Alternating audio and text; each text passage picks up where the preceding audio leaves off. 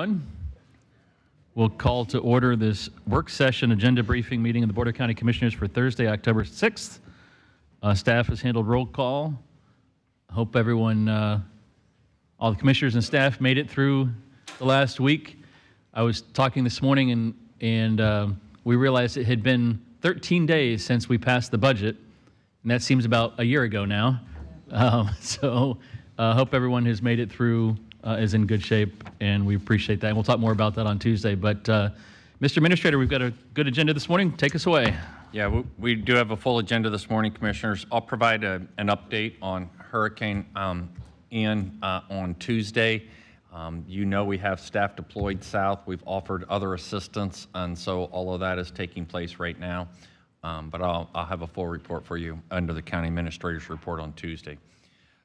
This morning, we do have a full program. The first item up is our Septic to Sewer program. We wanted to update you and tell you where we're at and the next steps that they're going to be launching. And Hillary's up, along with Josephine, to initiate that discussion. Go ahead. Thank you, Barry. Good morning, Mr. Chair and Commissioners. Hillary Weber, Deputy Utilities Director for Pinellas County. We are here today to provide an update on the early stages of the Utilities Septic to Sewer program development and to seek any feedback or questions you may have today.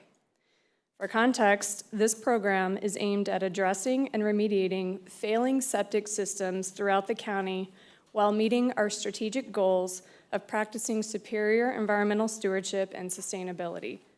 Today, we will be discussing the current state of Pinellas County septic systems, why they are a problem, how they affect public health, water quality, and the environment, and our plan for developing a septic to sewer policy.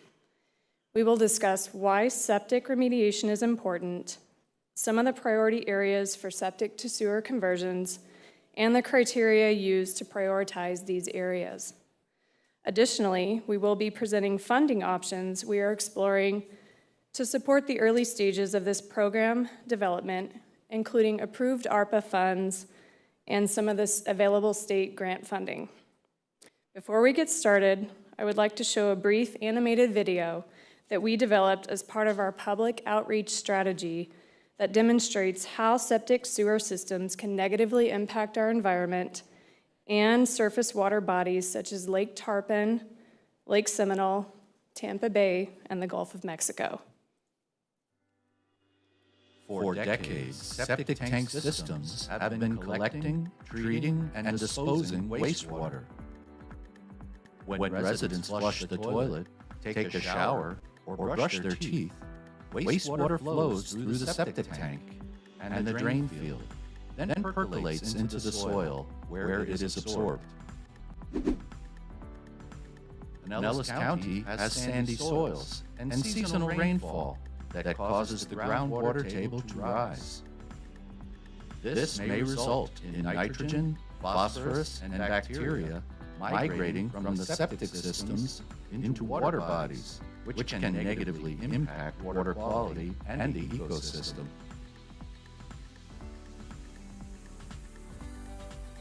Septic system failures can result in sewage backups and limit recreational activities like fishing, swimming, and boating. When residents convert from septic systems to the wastewater collection system, wastewater is safely treated, which enhances the environmental stewardship, resiliency, and sustainability of water resources.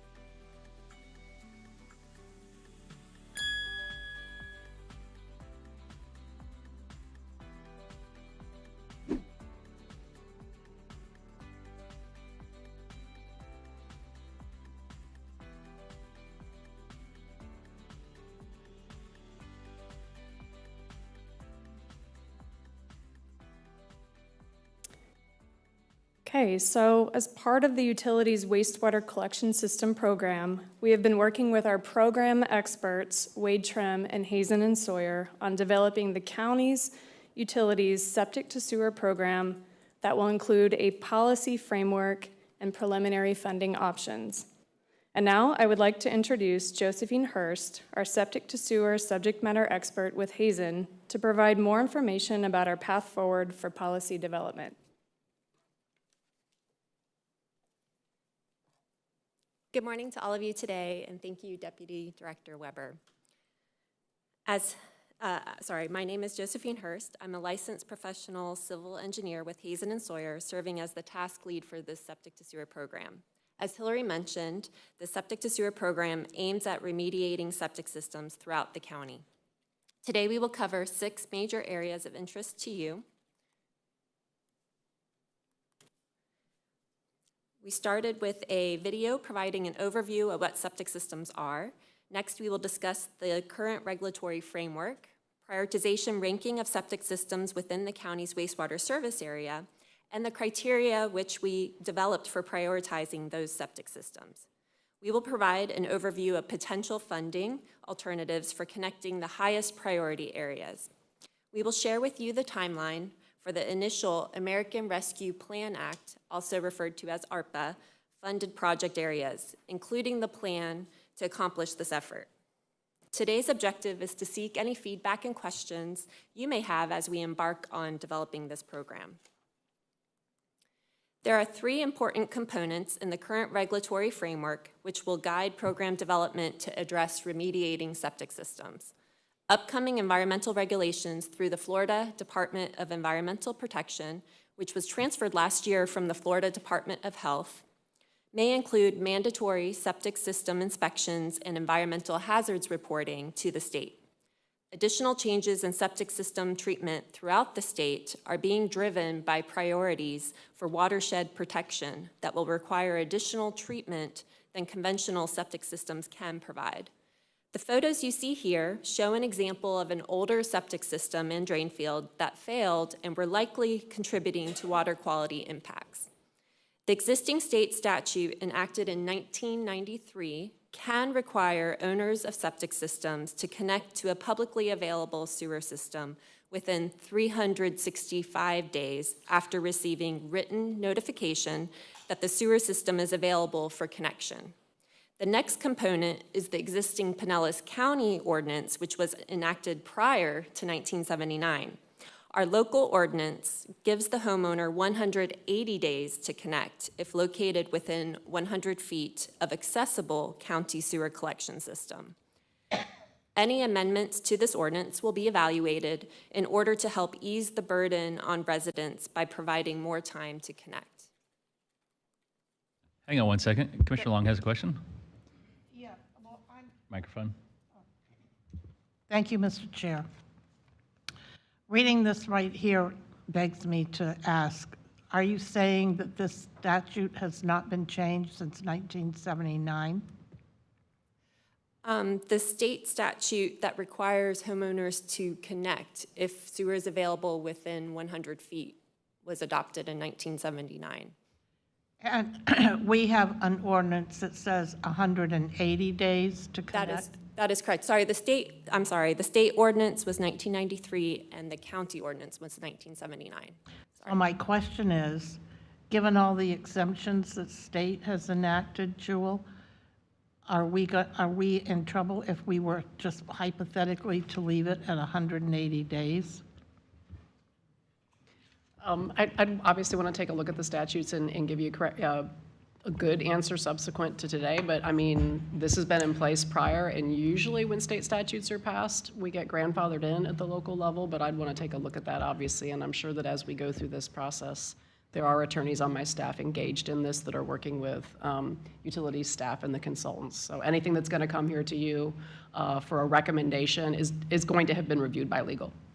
But the ordinance will become a little clearer when they get into the programs that they're going to outline here for you. And so the ordinance isn't as much as the tools and the incentives that we're going to provide to incentivize connections. And they're going to get into that. Well, thank you. I can't wait, because I was just really stunned when I saw the maps of how many septic systems we have in this county. And some of them, if I'm not mistaken, are in very dense communities. I mean, it's not like they're out in the countryside, for crying out loud. right? Correct. That's been part of our evaluation. Well, to me, I would think that we ought to have a real sense of urgency to get this fixed. That's what her presentation's going to be about. Thank you. Just wanted to give my point of view. Thank you. So shown here on this map is a snapshot of our initial assessment, which includes approximately 1,000 septic tank systems within the county's service area. You may notice on the far right map that there is a large section in the middle and towards the top that contain dark gray dots that represent over 5,500 additional septic systems within unincorporated county, which will be a future phase in the overall program. Issues with annexation from the 1980s will create some challenges to address certain portions of the unincorporated areas in the middle area of the county in particular if other municipal systems are within 100 feet. Question for you. Sure. When you say system, is that defined as one individual residence could be an entire system? Correct. Okay, just want to make sure I wasn't a neighborhood or a mobile home park was a system. I just wanted to make sure I understood. Commissioner Eggers has a and one question. clarification, if you don't mind, on the comment that there's 1,000 septic systems in those two areas that you identified, but over 5,500 septic systems in unincorporated Pinellas? Correct. That's in addition to these that you've identified? So the orange and the blue dots, so the two maps, the north service area and the south service area, the blue and orange are what add up to that 1,000 number. And then what's shown in the map here to the right, the gray within the middle and towards the top of the map are the unincorporated. But a lot of that area that you're identified is unincorporated as well, that make up this 1,000. That's why I was trying to get an accurate number on what's in unincorporated. Oh, the total unincorporated. Yeah, so you don't have to have that, if you don't have that today, I'd just like to understand, because some of that you've identified as 1,000 is up in the East Lake area. Actually, 680 of the 1,000 are unincorporated. Okay. And in addition to that, there's another 5,500 Correct. in the unincorporated. Outside the service area. Okay, thank you. Commissioners, for context, we're going to be talking about a phase one approach, okay? We're going to have to take this in bite-sized pieces because there's some really complex issues. So first, remember, we have a separate program that's going to target mobile home parks and more of these regionalized systems that, and so that's a separate program, separate funding. And then we're going to talk about a phased approach to this because there's some real policy issues with when a municipality, they want to use that as an annexation tool and things that are complicated, and so this is areas that they can control and we can get on with doing that now. And then there's going to be follow-on phases where we're going to tackle all these different challenges, but so they're going to, don't think that we're not focusing on, we're just dividing it up into bite-sized chunks, okay? And they want to go after it all, Maybe a bad choice of words. All right, go ahead. Okay. So as Barry mentioned, for today's focus, we're evaluating the orange and blue septic systems located within Pinellas County service area, which is the dark black lines, just to make sure everyone's following that on the map. Based on Florida Department of Health records, it is estimated that there are about 9,000 permitted septic systems countywide, which will be assessed in the overall program. The orange dots indicate 323 septic tank systems within 100 feet of the existing county sewer system. The blue dots indicate 716 septic systems that have been identified within the service area outside the 100-foot threshold. Some of these blue-colored septic systems have been prioritized as the first areas that can be addressed with ARPA funding, due to meeting requirements, which we will discuss more in a later slide. Shown here are 4 major criteria that were used to develop priority rankings of areas to be remediated as part of the future phases of this program. These criteria were used to develop a prioritization plan for septic systems countywide. Factors utilized to characterize public health include historical septic system failure data from the Florida Department of Health over the past 20 years to identify systems most likely needing remediation. As depicted in the video, as rainfall occurs, this can cause the groundwater table to rise, which can overwhelm the septic system, which can result in standing sewage in yards that poses a health hazard and can affect quality of life. Therefore, depth to groundwater table and soil characteristics were considered, which can also result in human health exposure to untreated wastewater. For the environmental criteria, areas were ranked according to flood zone hazard risk, which can lead to contamination of surface water bodies such as ponds, lakes, and streams. The cost-effectiveness component assessed area densities and lot sizes with respect to the greatest number of septic systems in each area. The greater the number of septic systems in an area provides a more cost-effective way to address and remediate more septic systems sooner. The fourth component is community improvement, which includes proximity to the economic development areas identified by Pinellas County Economic Development. The types of land use were also considered, such as commercial, industrial, and residential, to address challenges in expanding businesses and development which will create more job opportunities and community viability.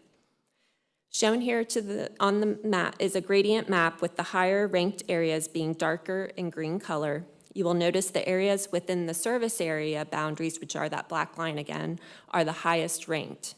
These priority criteria will help establish a phased approach aligned with funding requirements. The green, blue, orange, and red project areas you see here are the areas that are eligible to receive state wastewater grant program funding of potentially $10 million. Additionally, we plan to allocate the previously approved $10 million of ARPA funds to remediate these priority areas. These options are essential, given that enterprise funds cannot be used to pay for connecting residents to the county sewer system. Shown here are 4 areas that are within the Tampa Bay Basin, Old Tampa Bay segment, and therefore meet the state funding eligibility requirements for abandoning the septic systems and connecting to sewer. 2 of the 4 project areas also fall within the Brooker Creek watershed area shown with the dark black boundary line. To be eligible for the state wastewater grant, the project areas need to be within the Tampa Bay Estuary Reasonable Assurance Plan area. If Pinellas County receives this grant, there is potential to offset costs to these homeowners in these 4 project areas.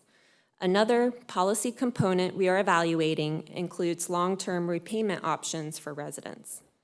There are private roads within the Green Bryan Lane project. The county may consider new policy components to acquire and improve the private roads in order to serve areas like this through special assessments. Approved grant funding will be allocated to assist residents in connecting to the county sewer system. We anticipate procuring a design engineer next year, commencing construction in 2024, and completion in 2026 to meet the ARPA deadline requirements. Shown here are the next steps for developing the overall septic to sewer program, which includes significant policy development to address items such as enforcement, inspections, funding, assessment fees, rebates, public acceptance methodology and thresholds, and considerations that give the county the ability to require mandatory connections. In addition, an implementation plan for phasing of the septic system conversions, pursuing available funding options to offset costs for residents, and engagement with other county municipalities. Targeted communications and public outreach planning will be initiated as a priority through polling of property owners, mailer with QR code, and HOA community presentations. Later next year, we'll be coming back to update you as the policy development progresses. That concludes today's presentation, and we're happy to answer any additional questions. Just looking at that one, let's just take it in a smaller bite size, as Mr. Burton wants to do. The Bryan Lane project. So we're going to go in there. They're on septic. We want to connect them. For the average homeowner, what's the overall project cost? What's the cost of the home? What do we kind of can you give, I know you can't give a specific today maybe, but ballpark of what a homeowner would be looking at their share of the costs on that?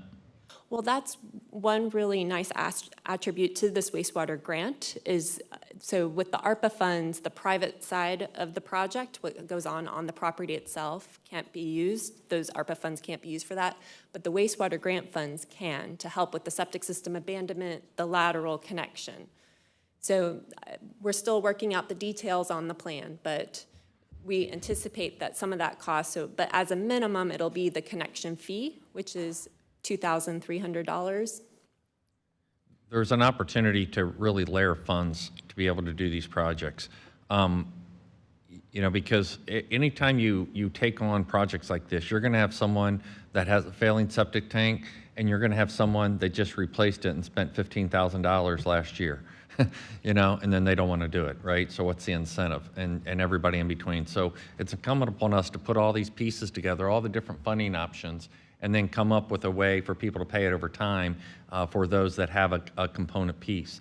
You may also have people that are eligible under like CDBG or other types of funding. That has a longer lead time, and we may or may not be able to incorporate that. But you can really layer some of these funding pieces to address these. What they're talking about, they mentioned quickly on, like, you have some private roads out there. Is that an opportunity to work with the homeowners to abandon private roads and bring them up to a public standard and take them, done through an assessment? That some of that's got to be kind of community choice. But there may be ways of really making a nice project, but all these different funding pieces have to be looked at, and there's got to be a lot of communication with the residents, as we go forward on any of these. But they don't know a lot of all that, just yet in terms of the cost and what that. Yeah, that at the end of the day, that will be the communication challenge. It will. Because I think most folks want to do the right thing as far as the environmental impacts, but there's a balance of right thing for the environment, right thing for my wallet. Yeah, absolutely. Where folks find that magic balance is critical. And I will tell you we have to work with Dr. Cho, and actually they just changed that and pushed that back up to the state on the oversight of on-site septic programs, and that's a big deal because they need to enforce the ordinance on that, and so the question is, are they? And so we're having conversations with them because that has a direct impact on what goes out through the yards, right, and goes into the aquifer, whether it's they're properly doing that. And if somebody, there's a real benefit to a homeowner because when they do have to replace their system, they're looking at 20 grand, minimum on these on-site systems. So it's not like the homeowner is free and clear here. I mean, they will have a cost eventually. So if we can package it together and use all these layered fundings to get that cost way down, there really is a benefit. But I understand from a homeowner standpoint, one penny is something I didn't have to pay before, and we're going to have to communicate with them. And the current state law is that if you're within a certain distance of a public system, you have to connect within a year. Correct, after notification. Within 365 days after you receive written notice of the availability. I would bet no one has looked at enforcing that in I don't know how many years, but I'm speculating. Commissioner Eggers, did you have something? Yeah. I didn't realize the scope. So you talked about 5,000 and then you talked about another 600. Is that pretty much the county-wide assessment of problem area, not problem areas, but challenges for us? Out of how many homes? Just give me a sense. Are we? There's approximately 9,000 homes countywide, including the unincorporated, and there are some that are unincorporated from our analysis. 9,000 countywide that are on septic. That are on septic systems. When you talked about service area, are you talking about with areas with respect to our 2 waste plants? Correct. The Pinellas County Utilities Service Area. So if all of these, just for scope here, if all of these were converted tomorrow, do we have enough capacity at our 2 plants to take on this additional sewage? I'm getting nods from. Okay. Yes. I'm just trying to get a sense again of the scope that we're Yes. talking about, and Yes, Megan Ross, Utilities Director. We do have sufficient capacity at the 2 wastewater plants.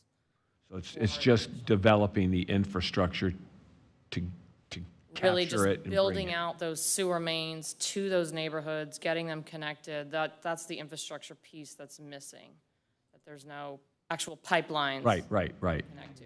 So Yep. that's the infrastructure and all of the pressurized systems, the unpressurized systems, Yeah, it's really the collection. So there may be certain areas where we will have to evaluate, is it feeding into a lift station or a force main that maybe needs to be upsized? You know, those types of things are gonna have to be considered. But as far as the treatment plants, there is sufficient capacity at the treatment plants. I'm glad we're having this discussion because I didn't have a sense in the most densely populated county in the state that we have this much on septic. I mean, this much septic going on. So just something that didn't connect, I guess. So appreciate the conversation that we're having. Yeah. Yes. Further questions? Commissioner Long. I do have one, and because Commissioner Seal has that long institutional history, I can't help but ask, how did that happen? That nobody seemed to have their eye on that ball? I mean, this is, to me, environmentally almost dangerous with as many people as we have in this county. There was a program probably about 15 years ago that really tried to, through the cities, try to do annexation plus solve this, and then some of the cities have done some more aggressive efforts, but you know, we haven't really ever talked about it that I can ever remember for the county, for the unincorporated area. And actually, I have to say, I expected a lot more septic tanks than what we have. But if you know, and if you build out and you don't have infrastructure readily available, developers see that as an option, and it's permittable through the state. So it's you know, it's not something we can stop them from necessarily doing. You know, when they're building out and the infrastructure's not there.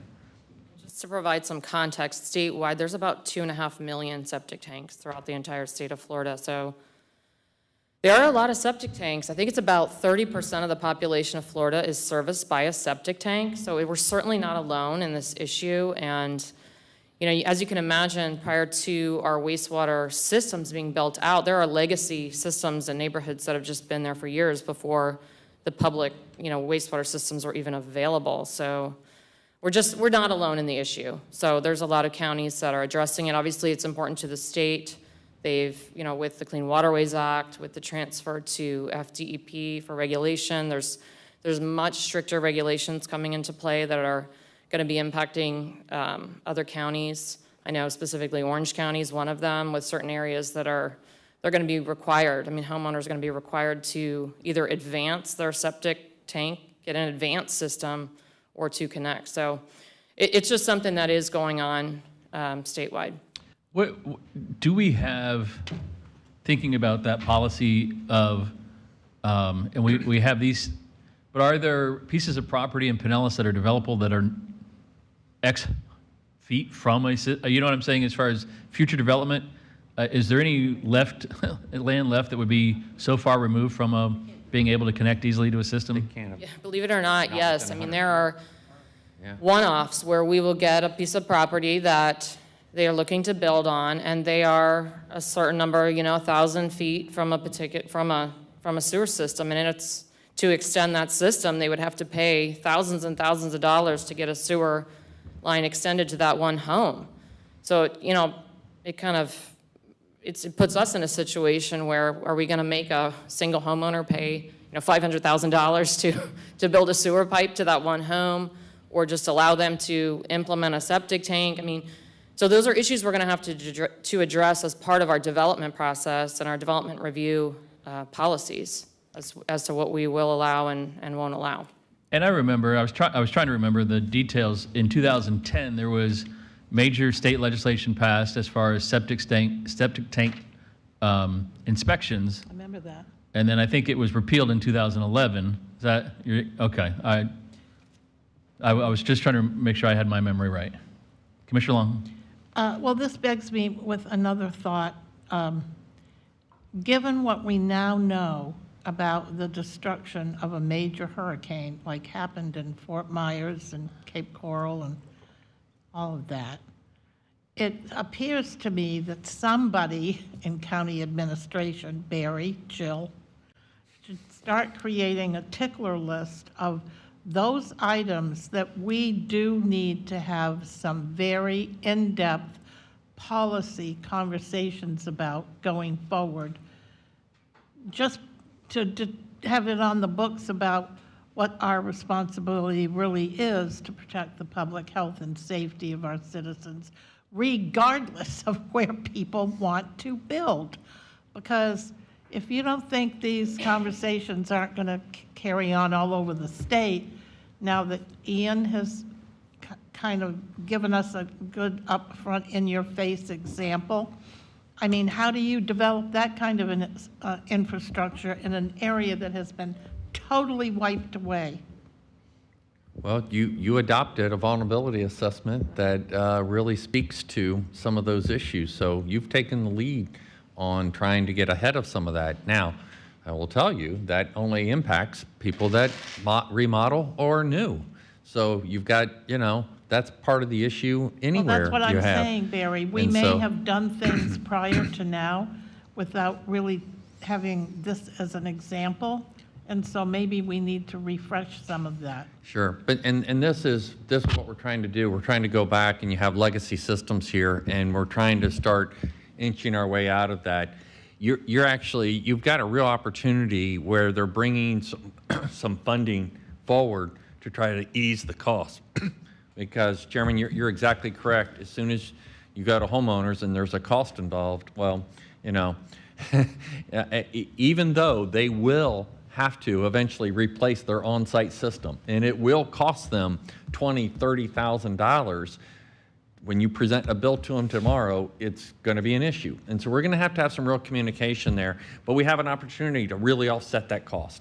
We can bring lots of funding to the table and potentially make it a good project for everyone, a win-win, without burdening, because we can't use the enterprise funds, for somebody else's private benefit. And so there's a way of layering these dollars to really help offset a lot of that cost. And that's what they're trying to do. And they're giving you kind of the first piece of this, but they've got other areas targeted. And they're, so this is the first one out, and then they're going to move to other areas. So, Commissioner Eggers. Yeah, so again, I'm in the build it and they will come, build it and they will flush thinking process. So you have these communities that we're talking about, and yet, like, let's just say we didn't have any roads up there, and you wanted to get communities to access roads. Not only do you have to build that roads within their community, but you have to build the major lines. Is there anything that we can start doing about building the major lines, or do they exist already along these arterials that we're looking at, so that people will have a place to connect at some point? I mean, are these two parallel paths that we can do? Yeah, these are parallel paths. So the first parallel path is the board approved the ARPA funds, the 10 million for septic to sewer. We're applying for a state grant of 10 million to match that. We don't know if we're going to get that grant, so we'll be finding out in the next couple months. But our intent is to extend the sewer lines into these neighborhoods on the public side, so that we can get that piece completed, and then we can go and start doing some of the private connection work. Number one, because like you said, we've got to get the main lines out there before people can even connect in the first place. But secondly, with the ARPA funds, they have to be spent by 2026. So, just realistically, really spending our time and effort extending the public sewer system into these neighborhoods that's going to be the most expensive, and it's also going to be, I think, the most effective means to achieve the goal of what we're trying to do. And as you talk about that layering system for paying for these costs and how that can be absorbed over time, one of the things we might want to do is just check with our Realtors Association and find out if they have cost comparisons But people enjoy selling a house here for 200, and if you have I mean, I would think that there would be real value to somebody's home to have sewer as opposed to septic. Yeah. Maybe there's some of that we can, again, when we start to roll this out to people, they start to understand that, yeah, you're going to pay for this over the next 20 years, but the value is there today. So when you sell it, that new buyer is going to have that Absolutely. debt going out for, say, 15 more years. We did that with water meters in Dunedin, reclaimed meters in Dunedin, where you have to pay for it over 20 years. And I get to my closing and I see, what's this little debt that I have? Well, that's the remaining portion of that 20-year. So that's something I think, but they can add a lot of value in the meantime to people who are selling there. I think that needs to be as part of the pitch. Yeah, we're absolutely going to be looking at financing options for the homeowners. But like you said, really, elaborating on the cost of the home, the value of the home does increase, when people buy a home and they want to see that it's connected to a sewer system, so. Incentives are good. To getting voluntary, is the best way to go. So I think we need to develop that story and to sell it. But anyway, thank you. Commissioner Seal. So based on the information that you've given us, are you anticipating that the only fee for the homeowner would be the $2,300 connection fee? It's too early to say that right now. Like I said, we have got a 10 million grant that we don't know if we're going to obtain. So our emphasis is going to be building out the public side of the sewer system, and then we're going to have to look at the individual homes. It really depends on how far back that home is set back on the property, how long that lateral line is. There's just a lot of factors that go into those costs. So it could be more than that particular connection costs, and we'll just have to assess that. But we will be looking at financing alternatives to make it a little bit easier for folks to pay over time. All right. It's critically important, when we do the quality evaluations of the water quality in the bay, the old Tampa Bay, the north end has just been a problem forever. And, it's partly the normal flushing of the bay, but partly contributing factors from the north. So these are small steps, but important steps in all that overall puzzle of making Tampa Bay a lot cleaner too. Thank you very much. We appreciate your time this morning. All right, next up, Commissioners, we got a recycling materials update from Paul Sacco.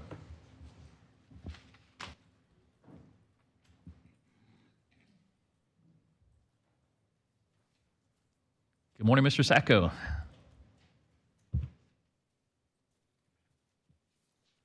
Good morning, Commissioners. So Paul Sacco, Director of Department of Solid Waste. Today I'll be providing you an update on the recycled materials. You were last updated on this topic in April of 2021. Would like to take the opportunity to recalibrate, provide a little background on the first couple slides I'll be showing you.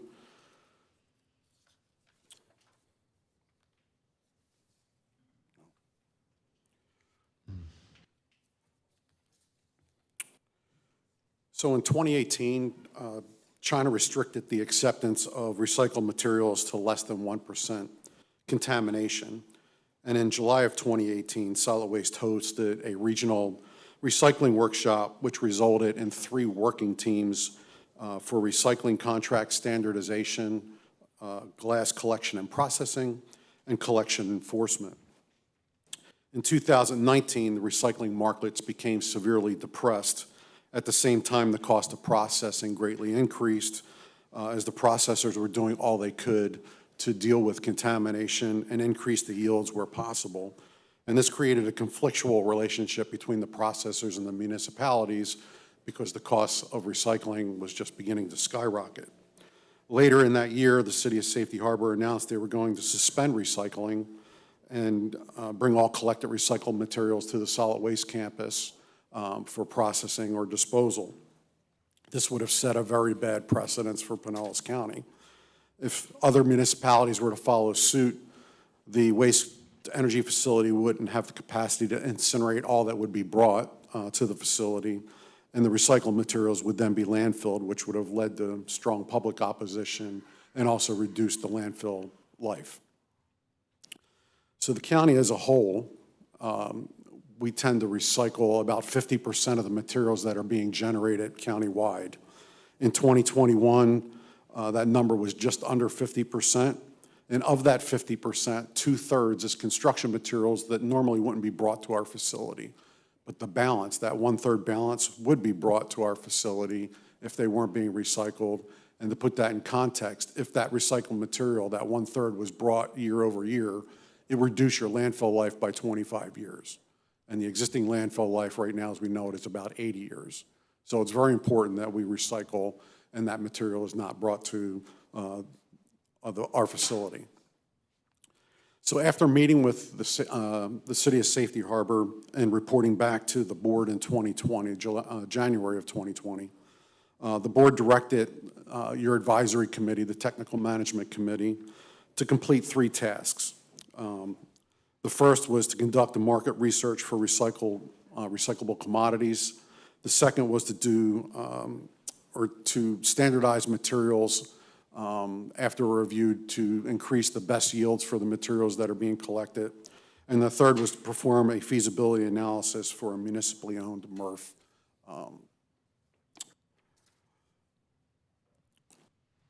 So with regards to the first direction, the recycled materials market study, on behalf of the TMC, staff contracted with RRS to conduct a domestic and international market research for mixed recycling commodity markets, with the primary objective to understand the markets that were existing at that time for clean materials. In July of 2020, RRS presented the study results to the TMC and later updated those results in January of 2021. And that's what's presented here for you. And again, this is what you saw in April of 2021. So as you can see, the chart represents the materials markets during calendar year 2020.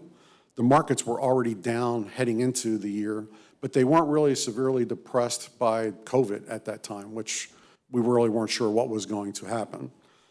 Since that time, in FY22, 11 of the tracked commodities, 4 of those comprise 66% of what's being tracked. Those are cardboard, mixed paper, glass, and plastic bottles. All of those markets are again down as they were in more than 2 years ago. The balance, steel cans and sorted recycled or sorted residential paper materials, those markets continue to do well. So in addition to doing the market analysis, we also looked at doing a recycled markets composition study. So we contracted with our vendor or our service provider, Kessler Consulting, and we did a countywide recycling look to study what recyclables were being processed. So we diverted, in a phased approach, very strategic, and brought those recycled materials to the facility, and they were actually hand picked through, and we get the results to look at contamination and what our composition is countywide for the materials that we generate and we are recycling. So 24 municipalities were invited to participate. 18 of the municipalities did, including all the large cities. The chart depicts here the collected recycled materials by weight and the contamination rate by the participating municipality. The contamination rate includes those items that don't have a market or were deemed to be unacceptable, either by being wet materials and whatnot. Yes. Mr. Secco, Commissioner Eggers has a question. Yeah, I was at a meeting this morning, a chamber meeting, and actually I made the comment, if you're interested in exciting discussions, tune in today to the topics that we had, and I went through them and everybody chuckled. But I did get some questions about electronic disposal. And of course, that was probably one of those emails or letters that I overlooked or I've forgotten about, so that you sent out to us about that not accepting that material again. So if we could just briefly talk about that, and what are people supposed to do? Because there's going to be an intended consequence from that decision. And is that the better way to go? I'm talking about like printers and computers and those kind of electronics. Maybe just a brief. Sure.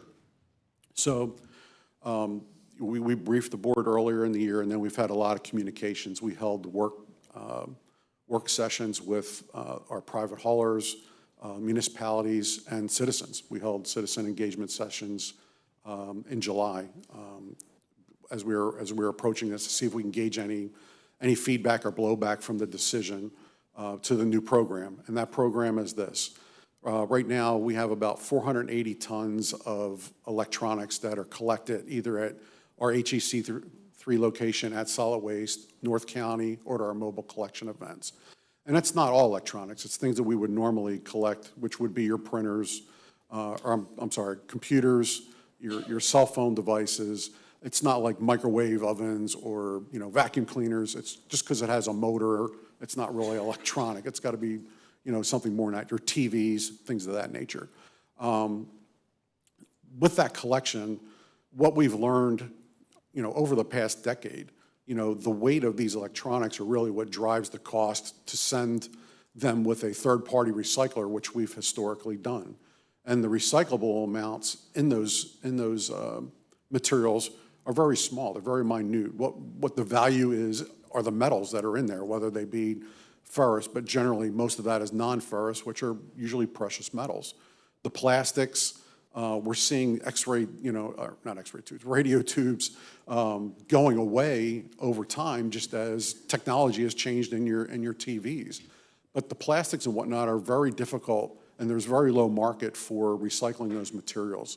So for us to collect them and try to push them out through a third-party recycler is just more expensive. And this is a free program to our residents, and we're trying to do all we can to watch our costs and maximize the yields that were resulting from those programs.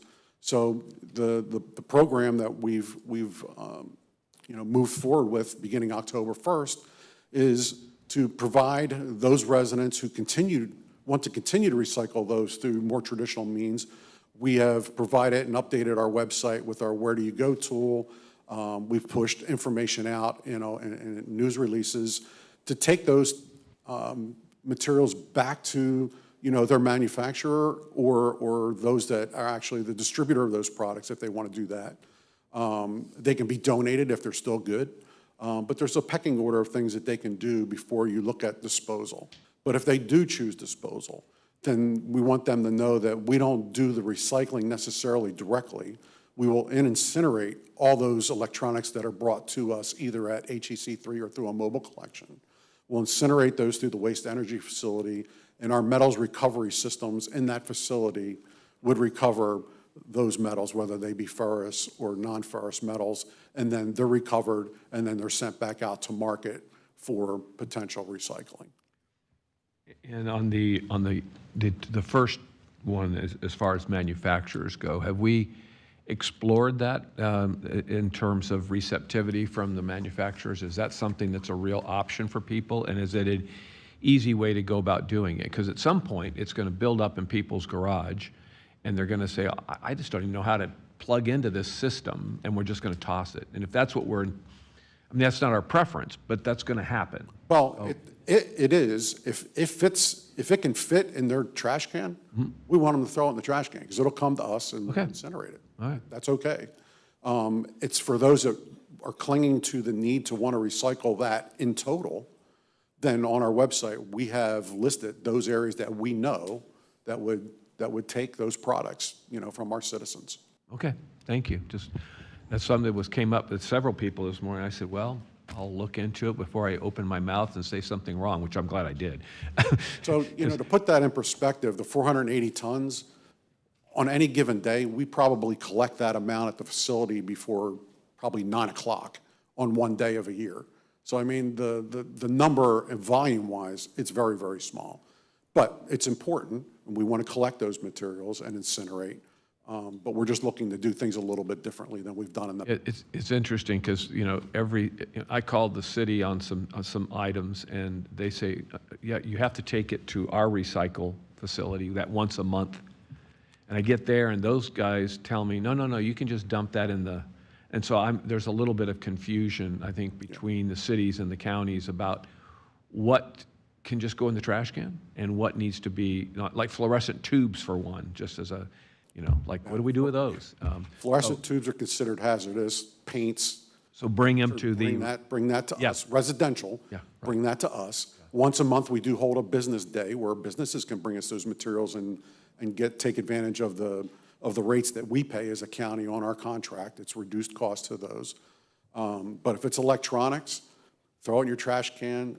What we've run into is if it's too big. I mean, people have large screen TVs, they're not gonna fit. They're gonna have to work with their municipality either through a bulky waste pickup or their private hauler if they're in an unincorporated area, or they can bring that to us and we'll incinerate it that way. What we don't want going into your trash cans are those things that have rechargeable batteries, lithium batteries, you know, your NiCads, things like that. They can spontaneously combust if they're put in or they get wet. And we have, again, on our website, those areas that would take those, or remove those batteries from the device, throw your device away, and take your batteries to, you know, a disposal location that specializes in those, because they can recycle those materials. Okay. Just, it's clear as, I mean, I'm not clear as mud. I'm not saying, I mean, it takes people like ourselves, consumers, to do some research, some work on it. It's not just as easy as dumping it. You just said something right there at the end about lithium batteries, and I mean, I'm not saying that they're prevalent, but they are there, and so we got to make sure that we don't just dump those. So I would, again, go to the solid waste webpage. It is clearly defined. All that information's there. The tool is there. You know, a lot of work has gone into that, and I think the citizens would reap the benefits of going there and learning exactly what to do with those items, but also any item that you have questions about, whether you want to recycle or not. yeah, thank you. Yes, sir. Appreciate it. Okay. Let's see where we're at. So on this chart, just as an FYI, I wanted to highlight that, you know, municipal collections are either performed by the municipality themselves, or they contract out, or it's a hybrid of the two. In the unincorporated areas, just be reminded that that's open competition. We have private haulers that are permitted through our department to go and provide, you know, residential and commercial pickup and servicing those customers. And then coming out of this recycle composition study really was the first TMC recommendation that was brought back to the board in April of '21. And that was really to look at developing a countywide standard for recycled materials and municipal contracts for collection and processing.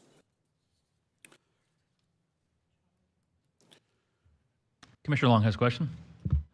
Well, yeah, I don't like TMC. What are you referencing when you say that? I'm sorry, I'm probably having just a brain cramp. Yes, that's your advisory committee to the board. That's the Solid Waste okay. Technical Management Committee. Thank you. Yes, ma'am. Sorry. It's okay.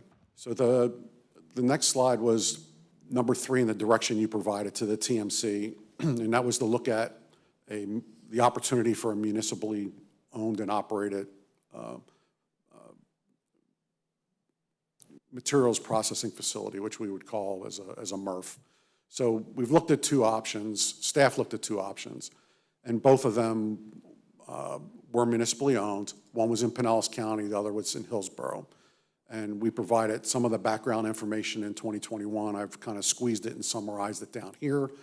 And, you know, the recommendation from the TMC at that time was to finalize one of these 2 options and bring that back to them for consideration in 2021, which we did. And I'll speak to that in a future slide. And then the last recommendation was to look at developing a countywide recycling ordinance requiring recycling for residential, multifamily, and commercial. And as we move through that, and I'll talk to this a little bit later as well, the commercial piece needs to be removed. Legislation, state legislation doesn't allow us to, it can require recycling, but it can't require how they recycle or those recycled materials go. We can only do that in the residential world. So again, I'll talk with that a little bit later as we move forward. So just to provide an update on where we are with those 3 recommendations, the standardized collection and processing. So staff has completed the effort to develop that standardized list of the recycled materials stemming from the market analysis and the forecast. We've also developed a standardized messaging and education. And the Pinellas Partners in Recycling Group, which is kind of a subset of the TMC, they've kind of evolved into their own body. I mean, it's really exciting to see. From our world, it's FDEP, municipalities, business partners, and not just here in Pinellas. I mean, we get people from Manatee, Hillsborough, Pasco. They come to these meetings. And actually, when we were in COVID, I think the virtual meetings helped even more to increase participation. But they really dig down deep into some of these recycling areas. But the working committee for standardized collection and processing was pushed to PPR, and they developed a template for contracts for municipal governments to use when their recycling contracts come due. They can take this information and it would help walk them through the process. Of course, our staff is available, and we can also tap PPR if we need to get more in the weeds with them to kind of help them through that process. And then the game plan is, as these municipal contracts come due, that they would be converted over to the standardized template, and then you got, the economies of scale. Everybody is recycling the same thing, the same way, and it helps with the processors who, support, us countywide. They know exactly, what we're looking at and what we want to achieve countywide. So there's strength with doing that. So that effort has been complete, as well as it would be ongoing as these contracts become due. Commissioner Long. Paul, I'm sorry, but this seems a bit counterintuitive here when you say that you can recycle cartons, paper, and cardboard on the left-hand side, but then on the right-hand side, it says this does not belong in my recycle bin, and you've got tissues, paper towels, or napkins. That's correct. So, Well, they're both paper, so. well, but from a recycling standpoint, they're not. I mean, the cartons are more fibrous and a cardboard, but the paper, once it's soiled, wet, or whatnot, it's not recyclable. I mean, there's no market for So newspapers aren't recyclable? newspapers are, but not napkins, paper towels, tissues. Okay. I've been putting it all in there. So with the municipally operated MRF, the update here is that we presented this option to TMC in September of 2021. The new MRF would likely be located on a solid waste property, so we don't have to go through the process of the initial capitalization to purchase land. It's also understood that some consideration may be needed or given to a transfer station somewhere in North County, because now we'd be moving these materials all over the county and some outside the county. If we're pushing everything down to our complex, it could be further away than they're moving those materials today. So we would need to look at that on whether that makes sense or what the need would be. There's some cities that, well, at least one city that has a transfer station to the north that may be a part of that, but that would need a deeper dive to look at that if we were going to go that route.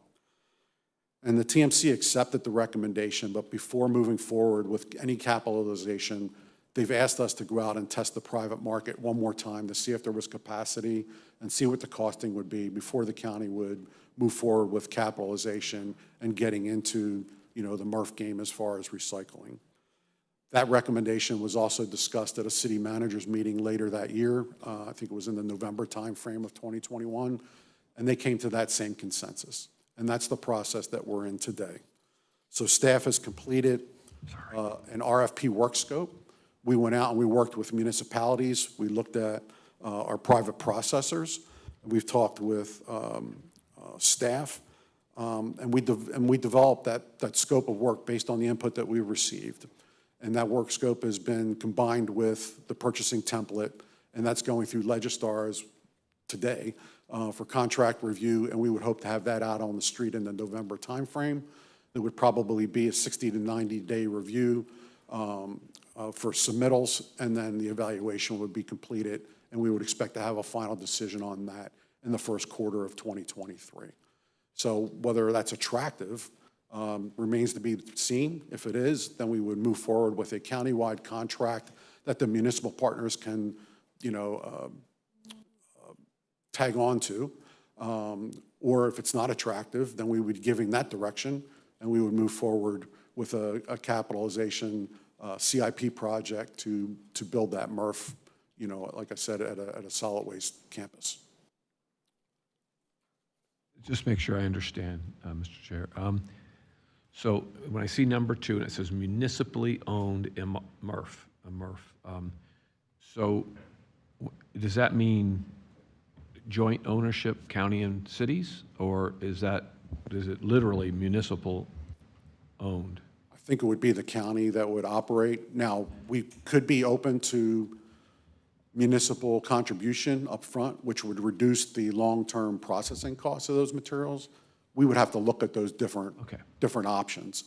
But on the most fundamental scheme, I would think that the county would own the facility in a sense that they would build the structure, and then we would probably go out for a third party to operate it, meaning they would bring in their equipment and have a long-term contract operate that.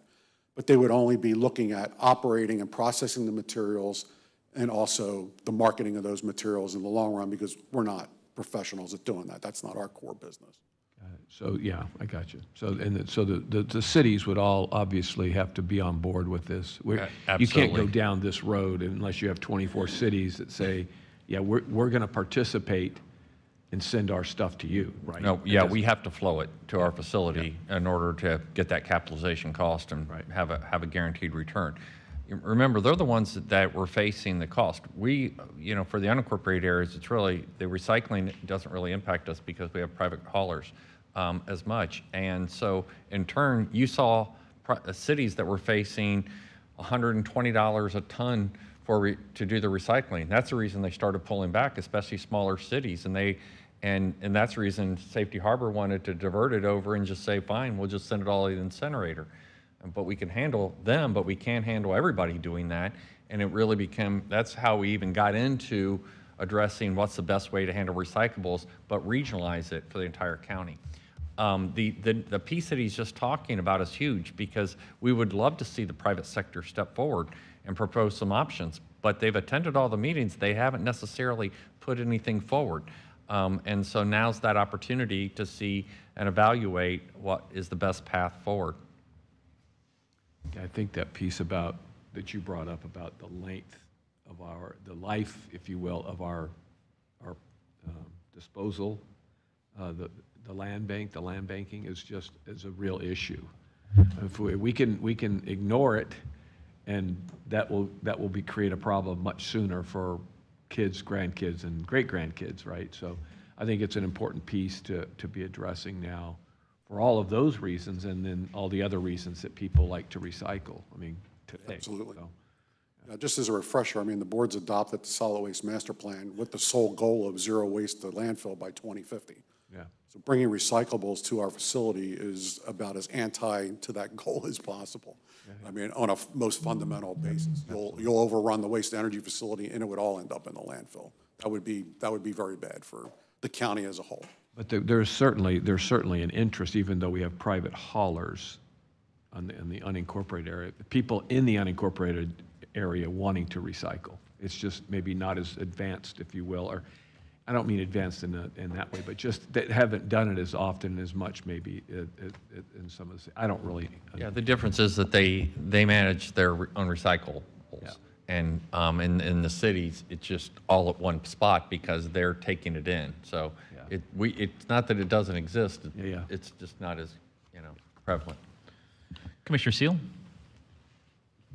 Two things. I'm trying to remember in our agreements with the private haulers, kind of our franchise, which it's not, but licensing. That's it. Much better term. I thought part of it going back was that we were going to ask that they do recycling. Is that in their? Their licensing agreement requires them to offer recycling to every customer. And it's an additional charge, but they have to offer that service. And some residents take that service and some don't. Okay. And then I'm I'm going to kind of veer into an aftermath of the hurricane. We have had a couple complaints in our office about the private haulers not picking up the storm debris, that you have to saw it and put it into a container. And the result is that I think we've found out that a lot of them don't have claw trucks. It's true. So I think it's something we probably should address going forward in some manner, and I don't know what that means or what it could be, whether we could require that as part of the licensing, but you know, it's creating a ripple of anger, of course, amongst those residents who see that the cities are willing to come pick up anything, but not the county. And I said, well, let me explain what happened in state law, that we can't do franchising. You know, it's not possible, but I'm also wondering if we could put this in their licensing agreement. Something we can look at. We certainly did look at, you know, the issue of this. And the way you did it at Irma was a private contract that we brought in from outside, and they went door to door for, you know, at a tremendous cost. And so we do have some individual issues like that. I know that they're out there. For the most part, you know, it's a different level of service, though, than what is some of the cities are providing. Not all the cities, but we understand that. It's an interesting idea about the franchise. So we can, you know, we can discuss that, because I know that Kelly and them they've been fielding those calls and trying to, you know, figure out the best way to address it. But we are, hold on, but it's not that we're not doing anything. I mean, we have worked with the private haulers, waiving the tipping fees for the debris, is that right, and all those? And we just sent you an email to that. Which has been great. I mean, I don't think we've done that in the past, but if they don't even have the trucks to be able to pick it up, then it becomes an issue. Right, and that's trying to understand the scope, because, you know, I'm in the city, and everyone has pulled out their debris, and I think some people have taken the opportunity to do their spring cleaning as well, to pull out their debris on there. But I don't know what the scope is. We've gotten those same emails and phone calls, and so I don't know if it's 5 one-offs or if that's a example of a more global problem out in the community. That's my issue.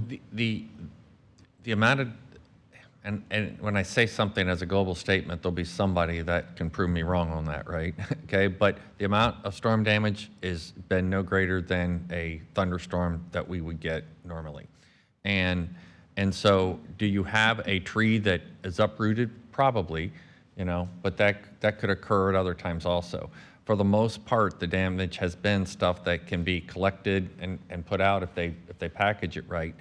Even some of the complaints where we went out and looked was not, you know, huge amounts that would have required activation of something with a claw.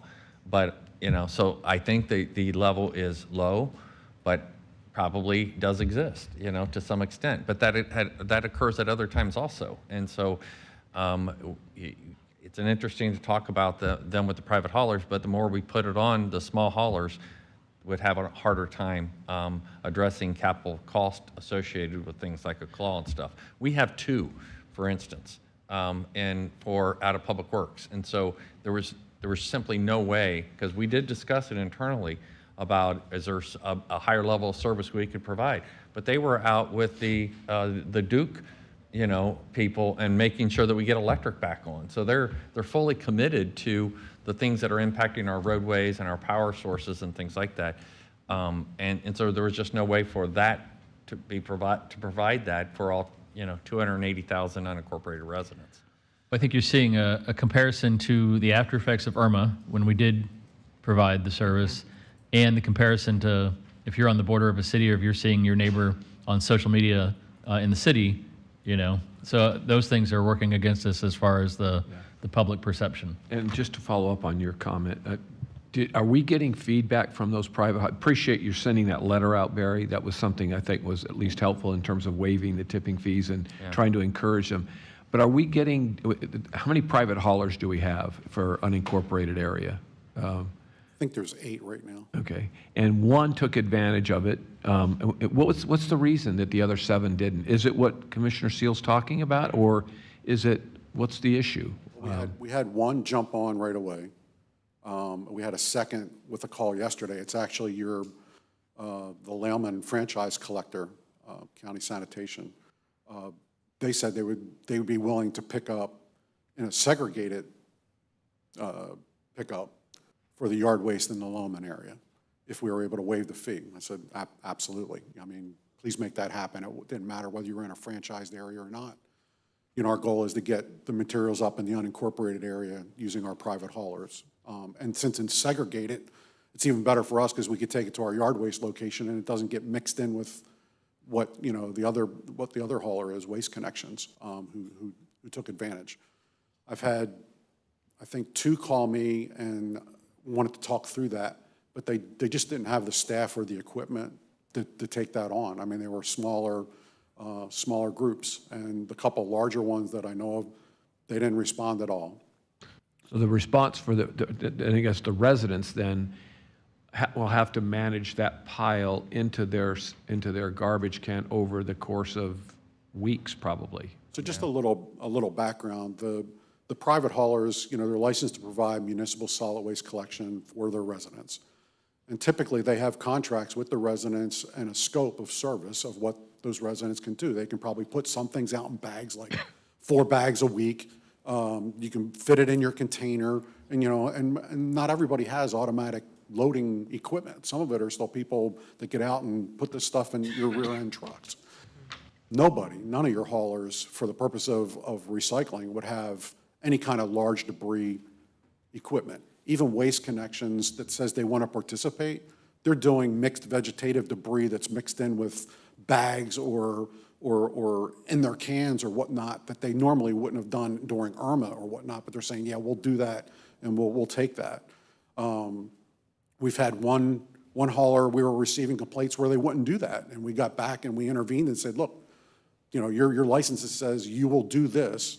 If it's in a container or you pick up bags before, you will pick them up now. But if it's pushed out to the curb and it's just raw and it's large, these companies are not sized to do that, and they definitely don't have the equipment to make that happen. And given the circumstances that we're in today, the residents are gonna have to call and make their own arrangements, just like they would any other time during the year. That's the situation that we're in right now. So if the hauler wants to participate and do more than what's there, or if it's mixed, we'll waive their fee and we get their truck numbers. We make all that as easy as possible to kind of make sure we understand what's coming through and trying to capture, you know, those numbers so we know what that cost is for that. But we can't force them to do that if they don't have the equipment. And, you know, Commissioner Seal's point, why we may want to revisit that. But if they're only going to be using that equipment once or twice a year, the capitalization for, you know, equipment that may be $300,000, $400,000, $500,000, they're probably not going to want to make that investment, and they may back off of wanting to provide that service if we make that a requirement of what we would do. We can discuss that with them. I'd be happy to do that and see what, if any, can be done, but I have a feeling that's what they would probably come back with. Or even if there's just a, you know, way to have, if we have 2 already with the county, if there's a third, or if they could figure out how to contract with the city to, you know, within that area, since one time only or something. I mean, something that's more inventive. Sure. To be of some assistance. So I did have another question, which was on the MRF, on your slide 5, which was the option 1 for Pinellas County MRF versus the Hillsborough County. Did you do a break-even analysis of how much tonnage, you know, obviously sending it to Hillsborough would cost more tons, but then how long would it take for you to recover the capital cost of doing $30 to $40 million facility? That was all based on a 10-year program. A 10-year program? And there would be a recapitalization fee built into the processing cost so we could recover that money coming back, because we'd be providing that service countywide. So our break-even's about 10 years? Yeah. Okay, thank you. And the difference in the cost really is transportation of getting it over there. And that was back in 2021, so given the cost of gas, it's kind of spiked up and down, that may change a little bit. Okay. And by the way, I pulled up the county's website. There's 11 haulers that are licensed to do either garbage or recycling.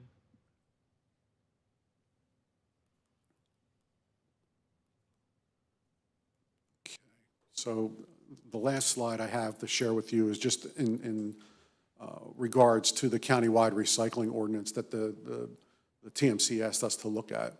So, you know, there's two roads you can go down here when you're looking at getting into the MRF business. We can either ensure that everything that's being recycled is brought to us, or you can, you know, require recycling to happen countywide. That's very, very different. And right now, the MRF numbers that were put in front of you was for the first. We calculate or estimate about 65,000 tons a year of recycled materials that could be brought to our facility for those things that are recycled as we know it today. If you were going to require recycling or make that a requirement countywide, that number would increase. I don't even know how big that number would be. I'm guessing it would probably be 3- or 4-fold. And your facility would be much larger than what is there. So we left it as that. What is recycled would be brought to the facility if we were to get into that business and make that requirement, because you would need some type of flow control to make that happen, just like you did when you made your investment into the waste energy facility. So going back to Commissioner Egger's point, we need to really understand who's in and who's out, because you're sizing your facility based on that. And people, you know, if municipalities want to decide later, we may or may not have that capacity. So we would have to do all that we can up front and understand what those numbers are before we would put shovel in the ground and make sure that we have that. So in regards to the recycling ordinance itself, the current ordinance, which is Chapter 106 for solid waste, is 35 years old. It hasn't been touched really since you got into the waste energy business. Was that one of Commissioner Seal's first ordinances? Sorry, I couldn't resist.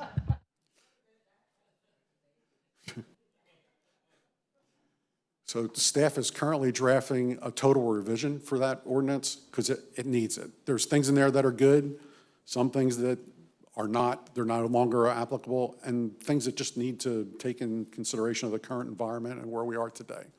So we're working on that. We've completed an outline. I can tell you it looks extremely different than it does today.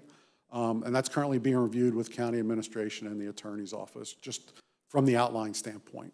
Once we get you know, that review back, and I hope to have that this month, then we're going to move forward and start engaging all our stakeholders. That would be other county departments, your municipalities, your contracted haulers, private haulers, businesses, residents, all of that. And once that's done, we would take that information back and begin putting context around that outline. And then we would hope to workshop this with you probably in the summer of 2023 to at least get, you know, your feedback on that first draft, or, you know, solid draft. And then it may be, you know, somewhat of an effort to kind of take that back and forth a little bit as we move through and look for final approval probably later that year. So that's kind of where we are in the world of recyclables and the recommendations that were being made by the TMC. Further questions? Commissioner Eggers. Yeah, back to the comments that if people didn't recycle, it would reduce our landfill life 20 years or whatever, 20, 25 years. So by putting this in our county and making it kind of I really get nervous when I start thinking about making things a requirement, but assuming that the unincorporated area also begins to participate more so, do you see the life of our landfill extending further? I mean, on the other side, in other words, if we don't do it, it's going to shut it down. And what are we assuming in that 80-year life now versus if we had this facility, would that extend it some? I would say possibly, because right now the premise is that we would be recycling the materials that are being recycled today, but instead of going to private processors, they would be coming to the municipally owned MRF. Now, if we got more participation with that because people are liking what we do, or if we go down the road where we may require unincorporated areas to recycle, but we're not requiring the municipal areas. I mean, depending on what that looks like, the more that we would bring in, certainly we would be reducing that landfill life, but I couldn't tell you number-wise what that would look like. Reducing the landfill life or increasing? Increasing landfill life, I'm sorry. Yeah, okay. Yeah. I know some of it's a lot of crystal balling, but, without knowing specifics. But I think some of that is important also as we start to tell the story. We start going down this path as to what those benefits are, not only for today, but for the next few generations that are coming, so. Absolutely. Okay, thank you. Anything further? Thank you, Mr. Sacco. Appreciate your time this morning. Appreciate it. Have a great day. Next up for presentations, actually last up for the presentation is Steve Hayes with a visit Clearwater St. Pete update.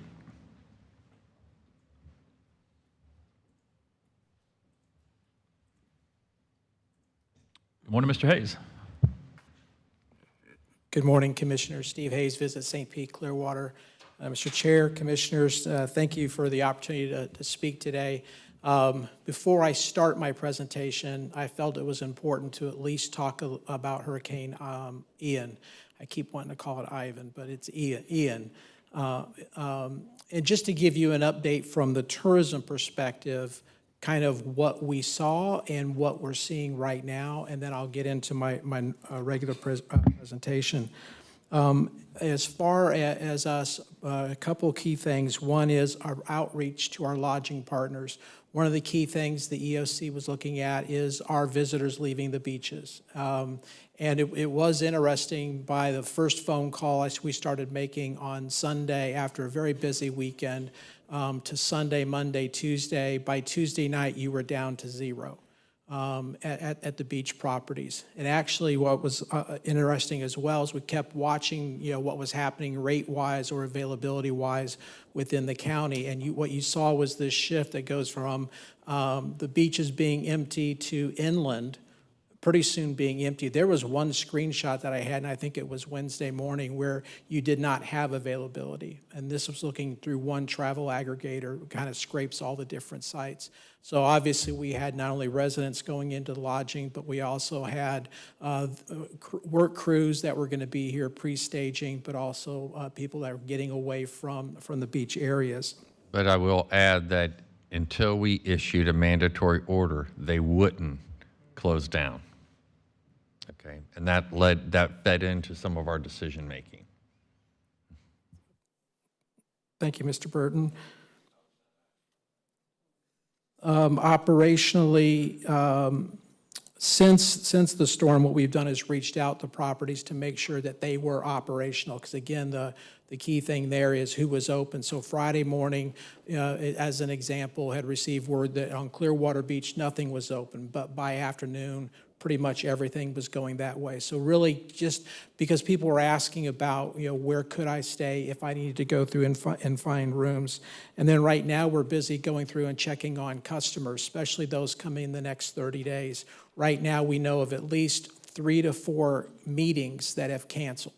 Because they were supposed to happen right away, or they're going to be happening upcoming, where their attendees and them made that decision that we're not going to have that conference. Now, our role also going forward is for anything else, how do we go through and help them reach out and say, hey, here's all the things that were open here in our county. You can still come and visit. You can still come enjoy yourself for your meeting and your conference. We also needed to find out who was operational. To give you an idea, Virgin Holidays was going through and saying, we have 13 properties that we work with in this area, and when you book a vacation through them, if one part of it's not right, they can actually refund the whole vacation back to that customer. So they wanted to know pools open, restaurants open, all the things that were operational. So again, people still looking at coming into our community. From our website messaging, right now, we have a banner at the top that does talk, and we've had that up since Friday, that talks about the fact that we are open, and then it clicks over to the beach conditions, and we've gone through to provide information there. In addition, on our web, we've been pushing through our search engine marketing, specific places on our site. For instance, one of our top sites that people love going to is our beach cam. And again, by going to that, it shows the fact that people are out there, that it is open. Also pushing them to events and things to do. And then the last thing is coordinated outbound messaging. So on Monday of last week, so before the storm, we had paused our advertising at that point, because again, all indications were it was headed right toward, our communities. So we had paused all of our advertising. Since then, what we have done is we have held off on the advertising. We do have some social, paid social, as well as organic social out there, visually showing the destination, but also being very empathetic to what has happened south of us. And again, we have an economic engine here that needs to run, but yet the same sense, we want to make sure we're being sensitive to what's out there. Again, someone in Chicago thinks all of Florida, has problems. And in-state, give an example, in-state, we've actually stopped our advertising in Orlando and the Fort Myers markets, even though those are two of our top 10 markets for visitation this time of the year, because vacations are not on their mind. So we're being very selective in the markets that we're going back into. We're also looking at what Visit Florida is doing. They have a call next Thursday, which they are talking about their recovery campaign. They have gone through and paused the advertising. They'll have a recovery campaign, and then they will launch into their next the next advertising program they have, which was called, I think it was called Adventure Traveling, but it was all about being outdoors. So again, appropriateness of the messaging. Anyway, I just wanted to give you an idea of what's happening now and kind of what we did. Before you move on, Commissioner Eggers has a question. Yeah, this is a topic that we've discussed before, and I noticed that during the state of emergency, the governor waived some tolls, like so people could move quickly through them and not to put that extra burden. And we've talked about, we have a resident that always brings up the same question about waiving bed tax fees for people who are seeking out hotel rooms, because first of all, they're getting away from their homes on the beaches. And, again, and then sometimes they have to stay there for an extended period of time. It's not everybody, obviously. Most of us are still in our homes. Most of us are still doing our thing. But there are some people, and I'm not talking about people that are setting up vacations to come down here, although it would affect them as well. The thought again about if, how, why do we look at something like that? At times that it's selected period, maybe it's during state of emergencies, maybe that would be a reason to extend a state of emergency to allow one more week of people waiving that fee. I mean, just the thought behind it. We've had the discussion before. We never seem to go anywhere with it. We seem to think that there's our hands are tied a little bit by the state. Is that something that we need to talk to the state about? Just that conversation. Well, I don't think that's over in Steve's area. I think it's more in ours. But separate from the state law, and I'm looking to Jewel, but as we've seen with many programs, the administrative bureaucracy to set that up and to audit that and to implement that. We looked at this a couple of years ago, and when that was raised, it was significant. Not that it can't be done, but it was going to be very hard to manage that. And so, if you want us to look at it, we can. I don't know if there's any legal issues associated with that. Michael Zoss has looked at this a lot. This has been raised numerous times. This board has never directed us to move forward with implementing it. Some of the issues that we would need to look at are, I don't know that we have any outstanding bonds right now that are secured with TDT, but that would obviously potentially be an issue we'd want to get bond counsel to look at. But I agree with what the administrator represented. I think that there's significant administrative hurdles to implementing something like that. And I also think there would be significant administrative hurdles to getting the collection started up again subsequent to an event. So I think that there are just issues we would have to look at, not necessarily illegal, but potential issues, and the bonds were the biggest ones that we could anticipate. I don't know that we have anything secured with bonds right now, but we could in the future. And I was always under the impression that it was a state, like, we can't just not collect taxes on a whim, or not on a whim, but, on our own, that we would need state authority. And I know this issue has been brought to our legislative delegation, and they've never really taken action with it, but. It would certainly need to be coordinated with the Department of Revenue.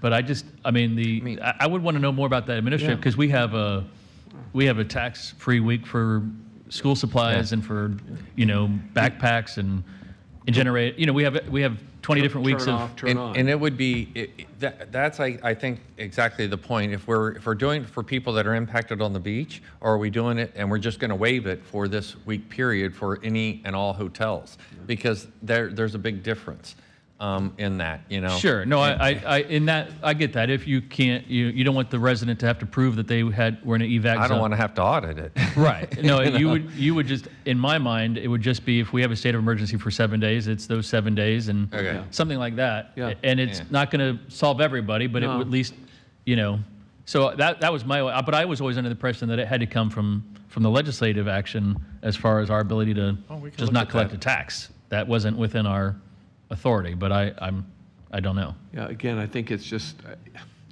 probably something worth maybe a little bit more. I mean, I hear administrative, I hear, there's probably technology issues, but it doesn't say that people, to your point about it starting back up, well, it will start back. I mean, you'll have to show why you didn't collect those bed taxes in that week. Oh, yeah, it was related to a state of emergency. It was related to your point, I don't even know if the state would allow that, but if it does, I think it sends a signal to our residents that I know several that relocated from their homes to Innisbrook or to another hotel just because they were right on the water, or whatever. So whatever that issue is, I don't know that it's, I think it can be symbolic in some cases, but it can also be substantive in others. So I think it's worth looking at, frankly. And if we go down a path and we can't, we find dead ends everywhere, then so be it. I'm glad to hear that if we did it, we just did it for all hotels, because that, I think in the past it was, could we waive it if people were impacted? And just the audit, functions and nightmare of that. I mean, when they do the tollway, they just all tolls. Right. And so if we did it like that, we can research that. And Yeah, we I can think bring that's back the only to you way to whether it's an logically, option or not. Probably. You're in zone 1 and not zone 2. I'm sorry. No, that's. And I think that if you were to want to move forward with this, I mean, keep in mind, Commissioner Justice, to your comments, it's a state-enabled tax, but you all are the ones that levied the TDT here in Pinellas County. So it's really kind of a local tax, although state authorized, but you all decided to levy the 1st through the 6th cent. So that's action that you all took to levy that. But also, I think if you were to move forward, talking about every hotel, no matter who, is a lot better situation than trying to single out, because then we potentially run into equal protection issues. Yeah, I think for the simplicity's sake, to your point, it would be everybody or just not do it, because it becomes complicated. But at the same time, you may lose some of that income for the true benefit of some people. But maybe at times like that, we need to err on that side a little bit. I mean, it's just a thought. So Yeah, no, I think it's worth the discussion. And you saw, if we had 7 days, for example, we lost at least 2 days to 3 days of those revenues anyway. Yeah. So it would be a financial hit, but I don't know that it would be as big as what we're thinking. Yeah. But Okay, we'll look at it. all right, thank you. Go ahead, Steve. Commissioner Flowers has a question. Thank you, Mr. Chair. 2 things. The first is, because this is my first storm with us, so the hotels will not engage in evacuations unless we declare an emergency. They won't do it when we send out the precursor, which just says, kind of help us out and start evacuating now. So that, as we saw in the South, making a call on issuing a mandatory evacuation order is complicated. And so we were really trying to be judicious in making that determination. But yes, I can't say all. I can say I know of some that was not willing to make that call. In the same way, we had 99 long-term care facilities, and many would not begin movement of people and go to their alternative places until we issued the mandatory evacuation order. It was numbing in trying to communicate with one ER that finally made the right call, but we're hesitant about making the call, and they're in an evac zone. So we had a lot of resistance because it costs, it's disruptive to their business, and so part of this is going to be kind of a public outreach and really talking through with people, how do we do this and how do we make those decisions? That'll be kind of an after action review that we need to do. But there is no doubt there are some hotels that were unwilling to make that call until we issued a mandatory evacuation order. That draws great concern from me because if I'm not mistaken, it was St. Pete Beach whose lift station went down. There was a person on the news saying that they were being cautious about service for persons out there. And the other thing is just looking at Charlotte and Lee County, I mean, who knew what the storm was going to do? We, of course, was using all of the information that was available to all of us at the same time. The cold front saved us by coming down and pushing it over before it hit us, but we saw what a very short time period does when it comes to evacuation, because there were so many people, unfortunately, who lost their lives because that window shrunk tremendously down there. And then Sanibel Isle, the bridge going there is, completely out. So now it's how do we airlift?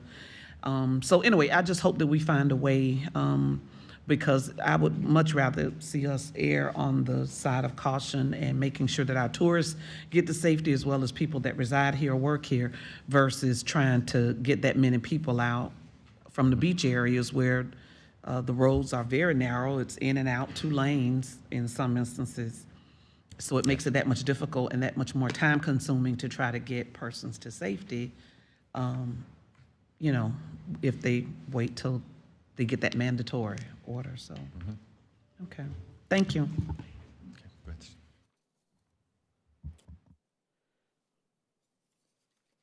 Thank you for letting me indulge and at least giving the update from that perspective.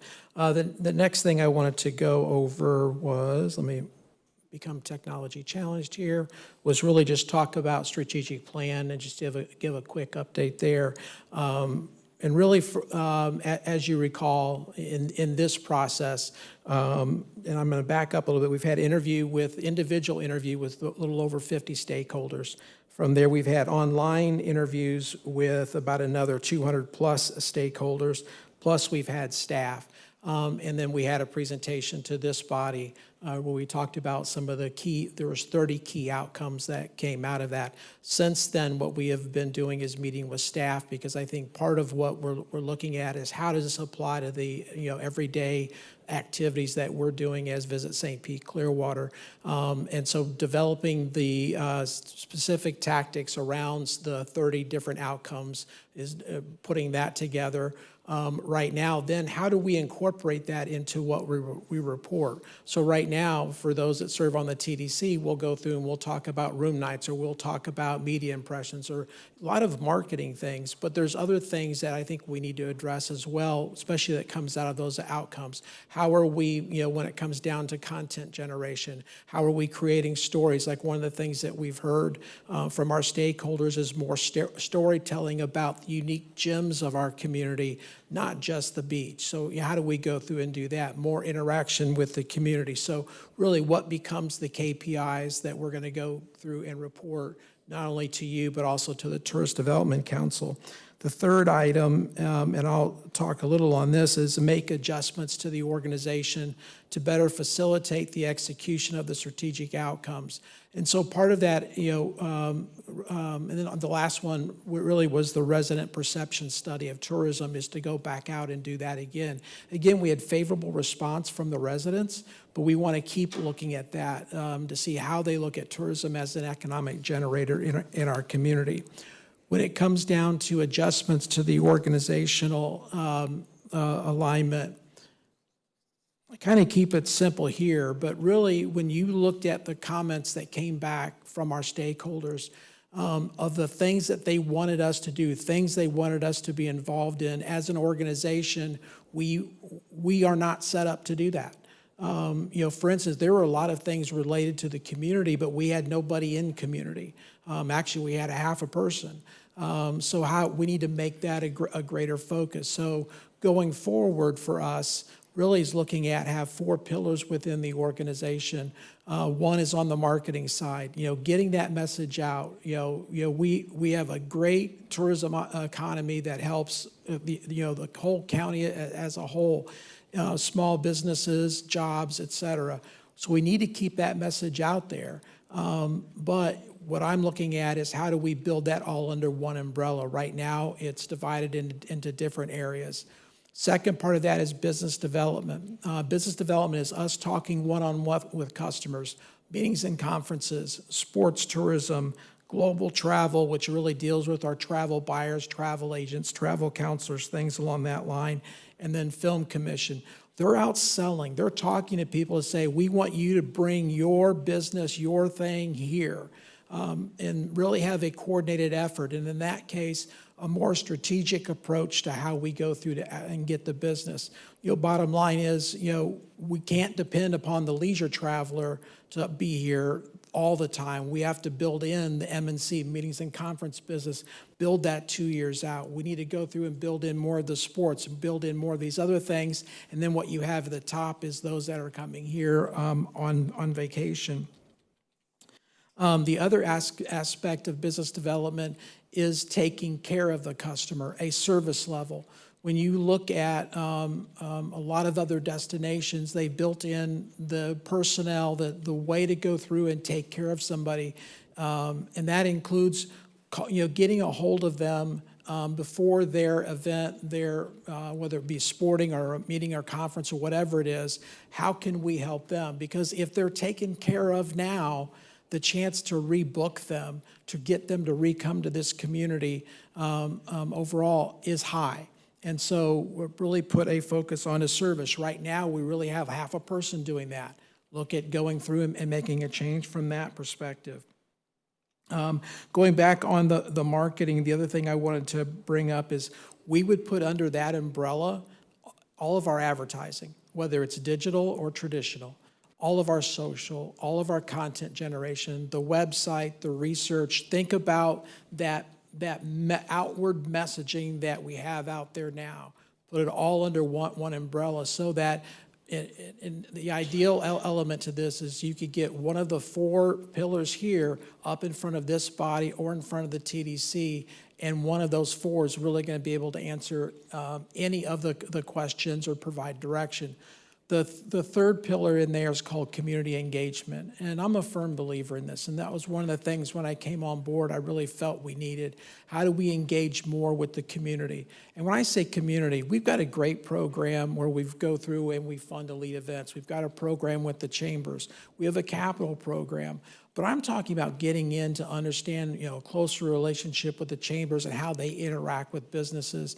How do we go through, and a perfect example is growing the workforce.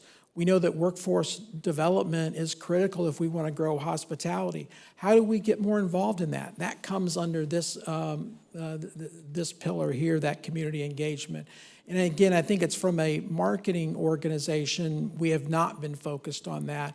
I think many years ago, for those that have been around, they that maybe there were some people that were doing that, and then it went away.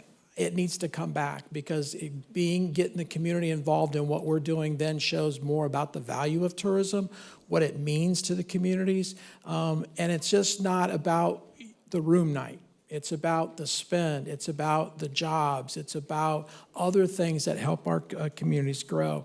And then the finance administration really becomes the operations side, to make sure we're doing everything the Clerk and Finance needs for us to do, that OMB needs for us to do, and things along that line. So in heading in that direction, going through and building the organization, and then the individuals in each of those areas to go through and help lead those efforts. Before I leave, Just one question on this, on your, this proposed organizational alignment, is that what I'm hearing, right? So how many folks do we have now within your organization? we are allocated up to 48 FTEs this fiscal year. This change in direction, do you see just shifting people around, or do you see actually more people needed? Ultimately, there would be more, but it would come under another fiscal year and build the case for it. In other words, how I look at it is to go through and say, let's build it with the existing staff that we have. And again, we can move people around, promote people, all of those things. But then if there's additional positions, why do we need that? What is that going to do? And approach it from the next fiscal year. But you do anticipate the organization growing in people? At some point, yes. Okay. Thank you. All right. Let me move on to one of the things that Barry mentioned to me early on when I started this position was more about the accountability, more about the tracking, the metric of understanding what we're doing on the advertising side and the marketing side. So last year we did an advertising effectiveness campaign or research to look at our advertising for fall, winter, and see how it did. This year we did the exact same thing. And so I kind of want to run through that. And the chair heard this at the TDC meeting a couple of weeks ago. So there's about 20 more slides that go with this. I tried to go through and pull the highlights out. Essentially, we do this, we field an online survey using one of their, and this is through Destination Analyst, which is our research company, that we target our leisure audience. We screen by age, income, leisure travel behavior, and they had to reside in the markets outlined in this table. So you can see the markets that we're going through, and we were surveying folks, and at least where one of our ad campaign elements ran. And then so you can see how many samples were collected during that interview process. The fall winter 21-22 campaign generated 47% awareness among target travelers in the key markets. Digital recorded the highest awareness at 39%, followed by video and radio. And then out of home, and out of home tends to be if you're doing a billboard, like we've gone through and have wrapped Uber cars. We've done things that are probably more non-traditional. And then finally going through and print. And again, not really any surprise here when we look at again, the awareness by the different mechanisms. And again, some of the other further data that I could have dug down into if you all had all day, got into even by age, by travel segment, a variety of different things to see where the awareness ran. Steve, if I might interrupt you for just 1 minute. Yes, ma'am. A couple slides back where you listed all the markets that you were right there. I found it quite interesting that I did not see any from the Northeast, and that surprised me given how cold it is there in the wintertime. And I would have thought that the New York, Boston area of New England would have been a real target. I know they have been in the past. Is there a reason it's not there now? Again, last year and even the year previous, we had pulled out of those markets more from the pandemic level and concentrated more on the Midwest, where we started seeing more interest and more people wanting to travel. We did do some digital and social up in the Northeast markets, but we didn't have a campaign running like we did in these other markets in the Midwest. And again, it was based on the research that we saw coming either through generated interest or by actual visitation.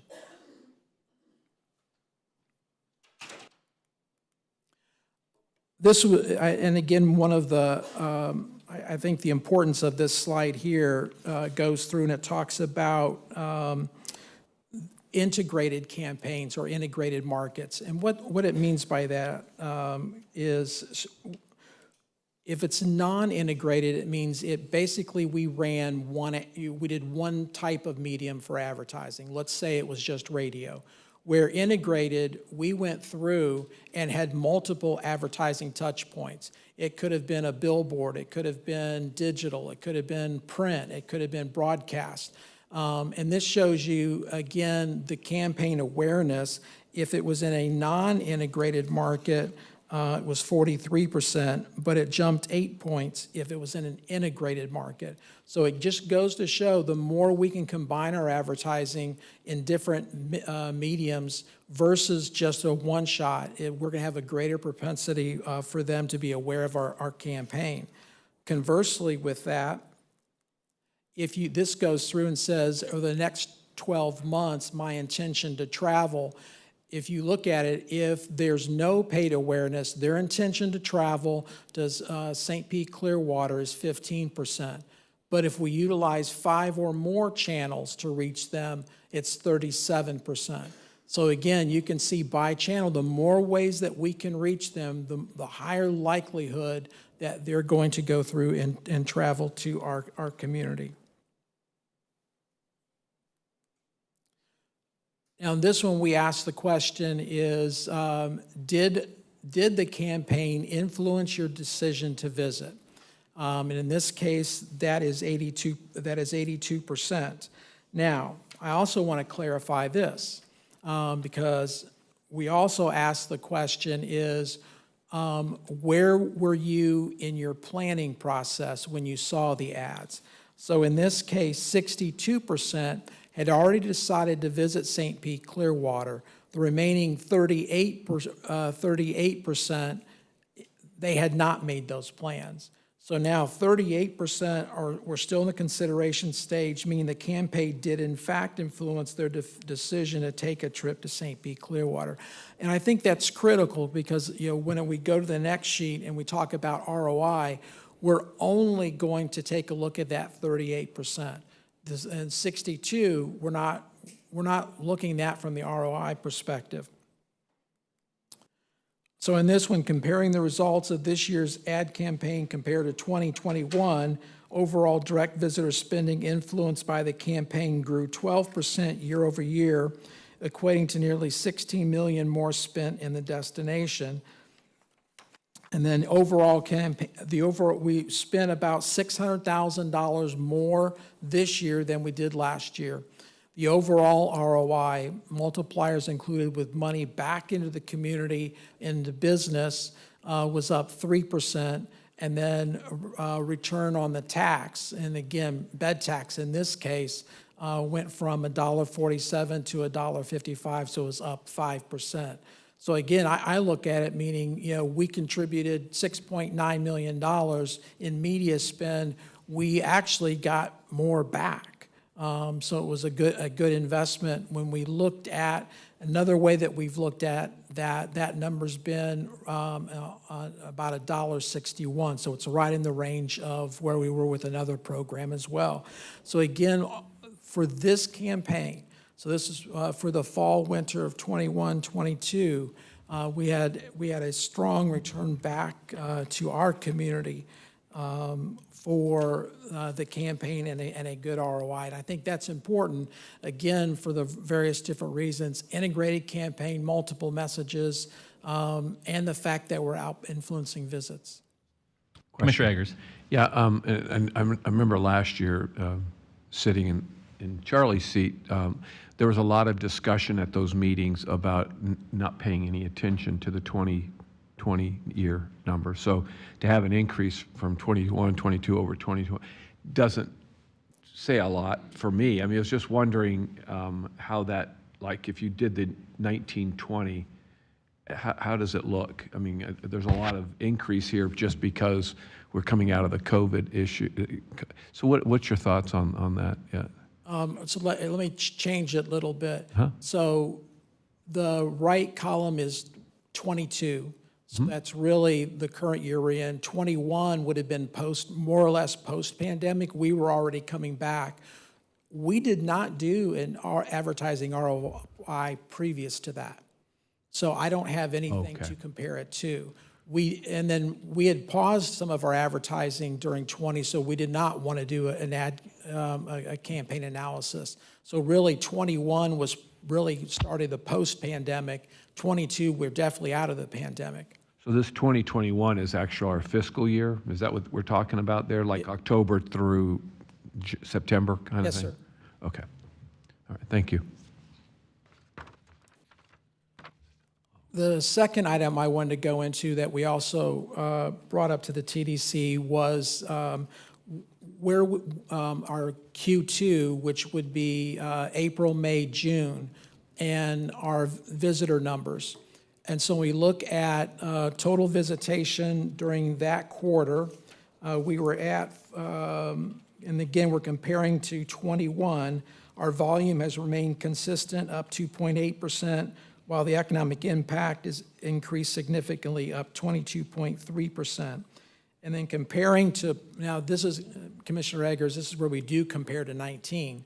We look at 19, we're still, from volume, not fully recovered. We're down 4.8%, but due to inflation, economic impact is up 24%.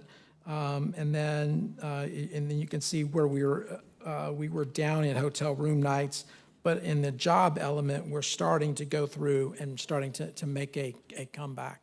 So again, I think the news is positive when we look at where we're going. We still look at 19 as that benchmark, and I'm hoping that after this year, we don't have to do that anymore.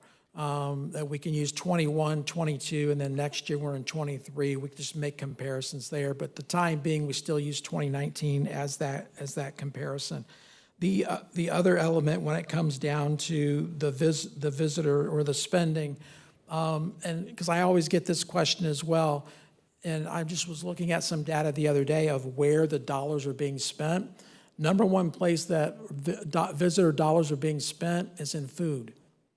And it was significant enough that, and we've also been able to dig down and look at even the types of places. So that's a little bit enlightening when you realize that going to your local grocery store, whatever that might be, that you have visitors there that are getting their groceries for their staying in a condo or Airbnb or something along that line. So Steve, there's less visitors, less room nights, but significantly higher spending, and you're attributing that to probably spending on more things, but also inflationary issues that have crept in. And you talk about food specifically. Going to a restaurant today versus even a year ago is just crazy. But that's probably some of the explanation. Okay. Yeah, so from the standpoint of, again, less visitors, greater spending, part of that because of inflation. But I also think that the visitor is spending it in different places. It's not like I'm only going to spend it at a hotel. It is other parts within the community itself. Okay. And just a couple other things I wanted to bring up. One is, as we approach beginning in November, Virgin Atlantic will be starting its nonstop service to London Heathrow, which is actually going to be super exciting. A lot of good conversations with our rep firm in the UK about customers wanting to use that flight. And then I think the other element is it opens it up for those of us on this side of the ocean to be able to travel there. There are some things being planned for the 2nd and 3rd.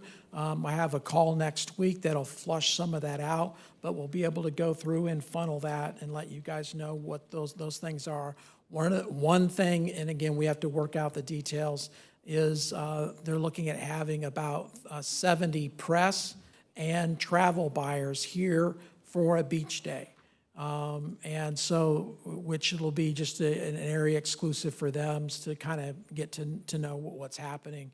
So I've heard that Sir Richard might be here, but I have not confirmed that. He has been here before when he got a Tony Jannus Award. But what a dynamic individual. And we did hear that we are getting one of their new planes which is like super cool. So, yeah, but I think it'll be great news. And what we're hearing from our rep firm over in the UK, this is positive news all around. Next item was Flagler Henry Awards, and this is done through Visit Florida. But what I wanted to point out here is we had 5 entities win awards this year. And I had to go back and look at this, but no other Florida destination had 5 entities receive awards. We also had 2 here that got the Henry, which was the first place award. Clearwater Marine Aquarium and St. Pete Clearwater International Airport both got first in their categories. Alligator and Wildlife Discovery Center, she won twice. And then the Sugar Sand Festival won, as well as we won we got third for our destination magazine. And the last thing I wanted to bring up is our website relaunch, which we did last year. And we've submitted it from a number of different ways, has been recognized for the second time nationally for an outstanding website. The first one was directly related to the travel industry, and then this last one is the overall web industry. I think that's, for our internal staff, that's a really, really big deal to talk about that website, because we're competing against websites, destinations all over the country, and really just speaks to the outstanding talent that we have in-house and the vendors that we select to use. So really great work. Great. Thank you, Mr. Chair. The last thing I wanted to show, and I know we had paused advertising, but I did want to show you a 30-second spot utilizing a lot of the new creative, the new focus of what we're doing with Let's Shine. This is a 30-second spot. We also use it for pre-roll. So on our social media, parts of it will show up under Facebook, Twitter, Instagram, TikTok, all those different outlets, but it also shows up under broadcast, whether it's on a cable, whether it's on a normal station, but it's a 30-second, and see if it works. Let's make every day a beach day. Let's induce some serious vacation envy.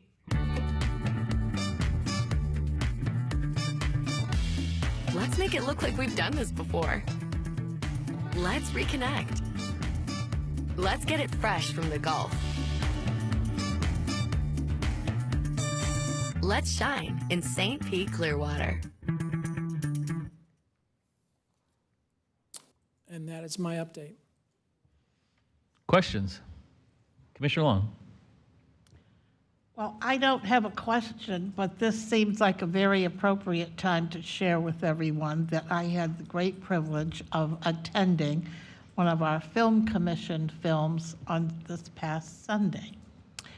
And you could have just knocked me over the shoulder to learn that our very own Commissioner Justice is really competing for an Emmy Award this year. Oscar. An Oscar. Because he was in the film in more than one scene. Not only that, but was Chief Slaughter. So it was great fun. It was a great film. This was the director's cut. So when they finish, they will be showing their premiere opening, and you'll all be invited to attend. And I hope that you will, because I told David Yates, I want to attend, and I want to come back and bring my grandkids. They will love it. So it's a great film. Thank you. And, I was very proud they asked me to speak, and on behalf of the chair and the entire commission, I made sure I let everybody know that it was our local film commission that produced the film. So, got a big resounding round of applause, Charlie. I appreciate you being there for us. Further questions? And I haven't got my SAG card yet, but. All right. Thank you, Steve. Appreciate it. Moving right along, Commissioners, we got one other discussion item, actually two, but I'll take the first one first, and I'll ask Kevin to come up. And so as you're fully aware that the PSTA asked for assistance in building the Clearwater Transit Center this year. They asked for several things, and as I said before, when I engaged with them on that, I was really looking at, is there ways we could partner and use our ARPA funds?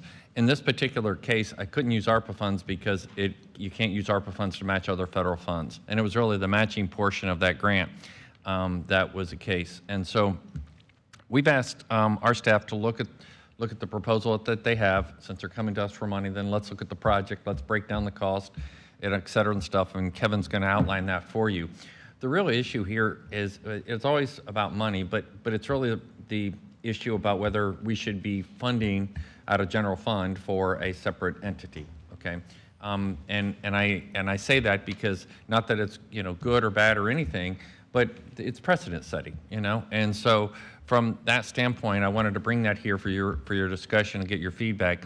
They need the commitment. They don't need actual dollars right now. I mean, the project's going to take some time, but I need to get a feel from the commission about where you're at regarding this item as we kind of go forward.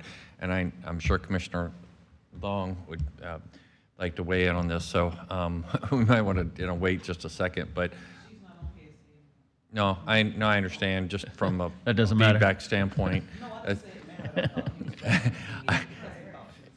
No, I want to make sure I get a proper read. But I'll ask Kevin to kind of outline the project for you and really talk about some of the issues. Hi, Kevin Knutson, Assistant County Administrator. Thank you for having me here today.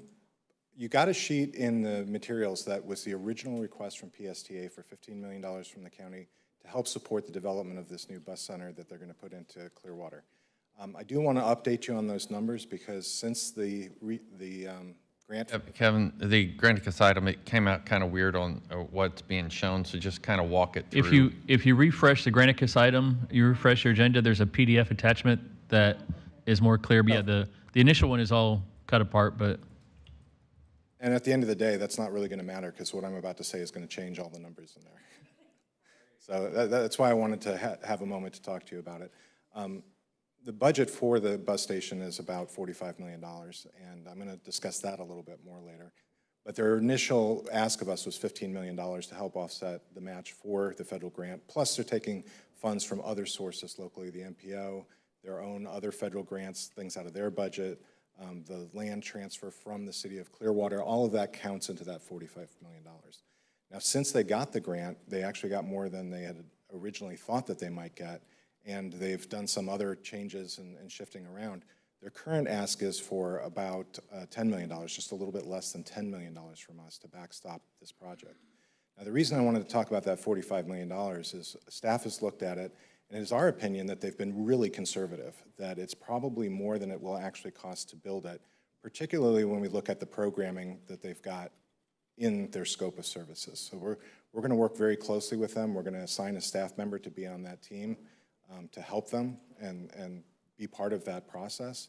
But what our hope is that even given the extreme changes in cost that's come with construction, that they have been conservative and taken that into account and maybe even gone a little further than they need to.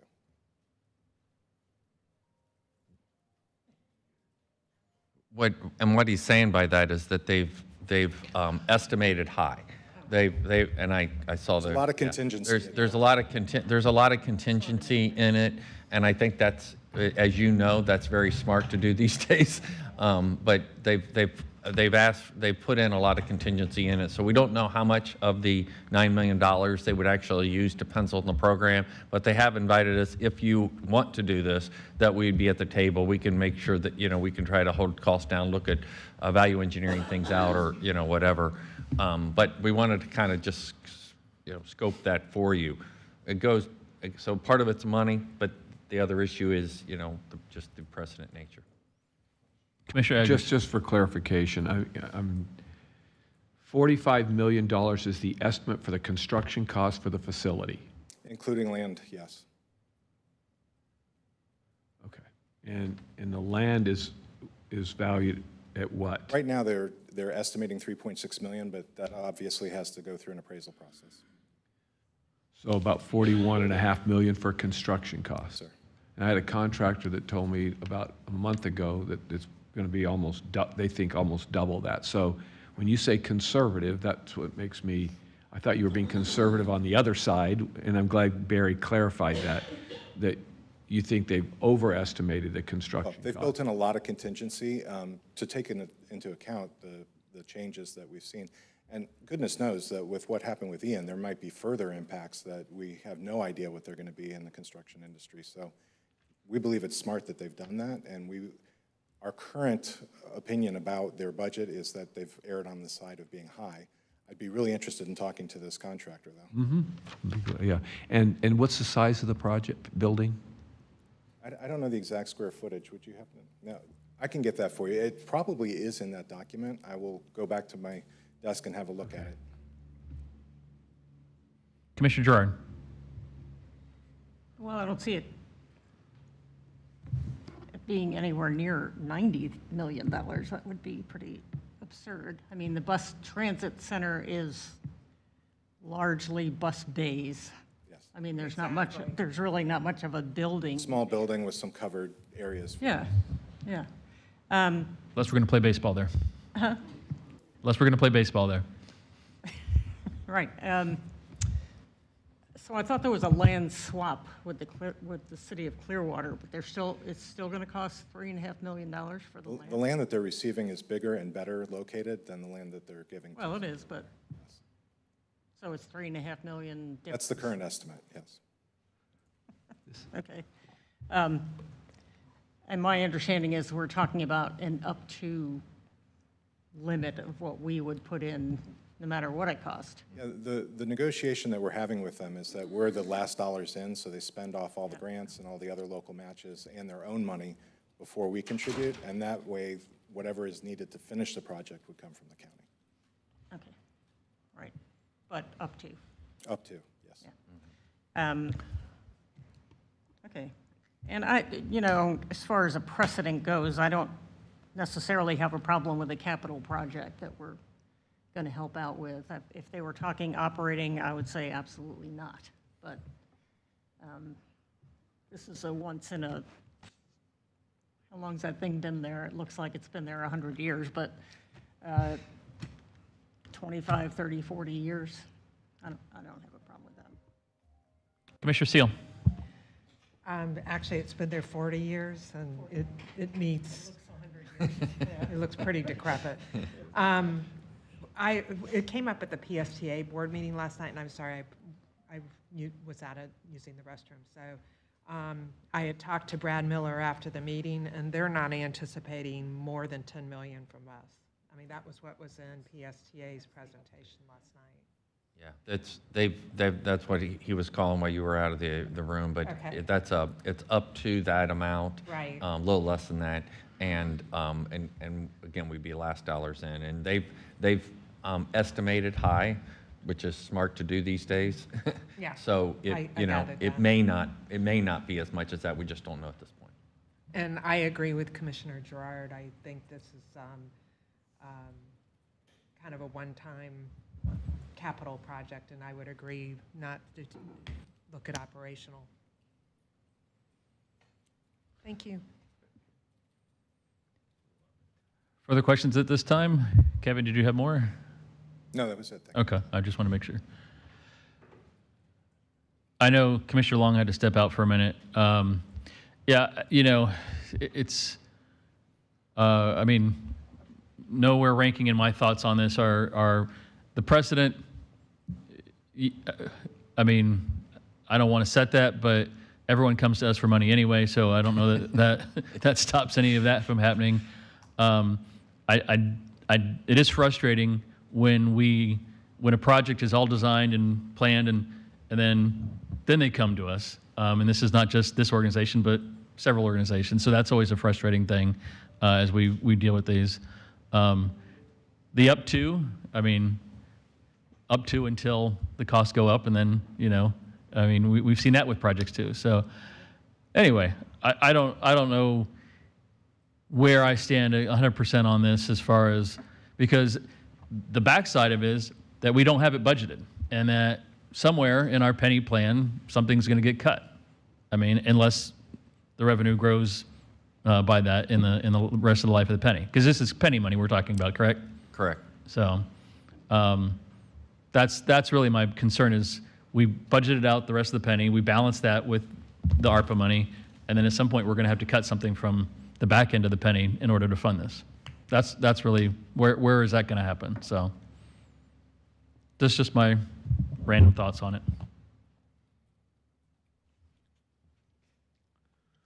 I second your random thoughts of concerns about, I'm not even talking precedent. I hear that word all the time when it's convenient for an argument. And so I don't even talk about precedent anymore. But this is a major ask for us, and whether you philosophically agree with it or not, whether we should be doing it or not, I just think there's a whole lot more questions than answers for me, and it really speaks to bigger issues as far as I'm concerned. So I'm not leaning towards supporting this, but certainly would like to have more conversation.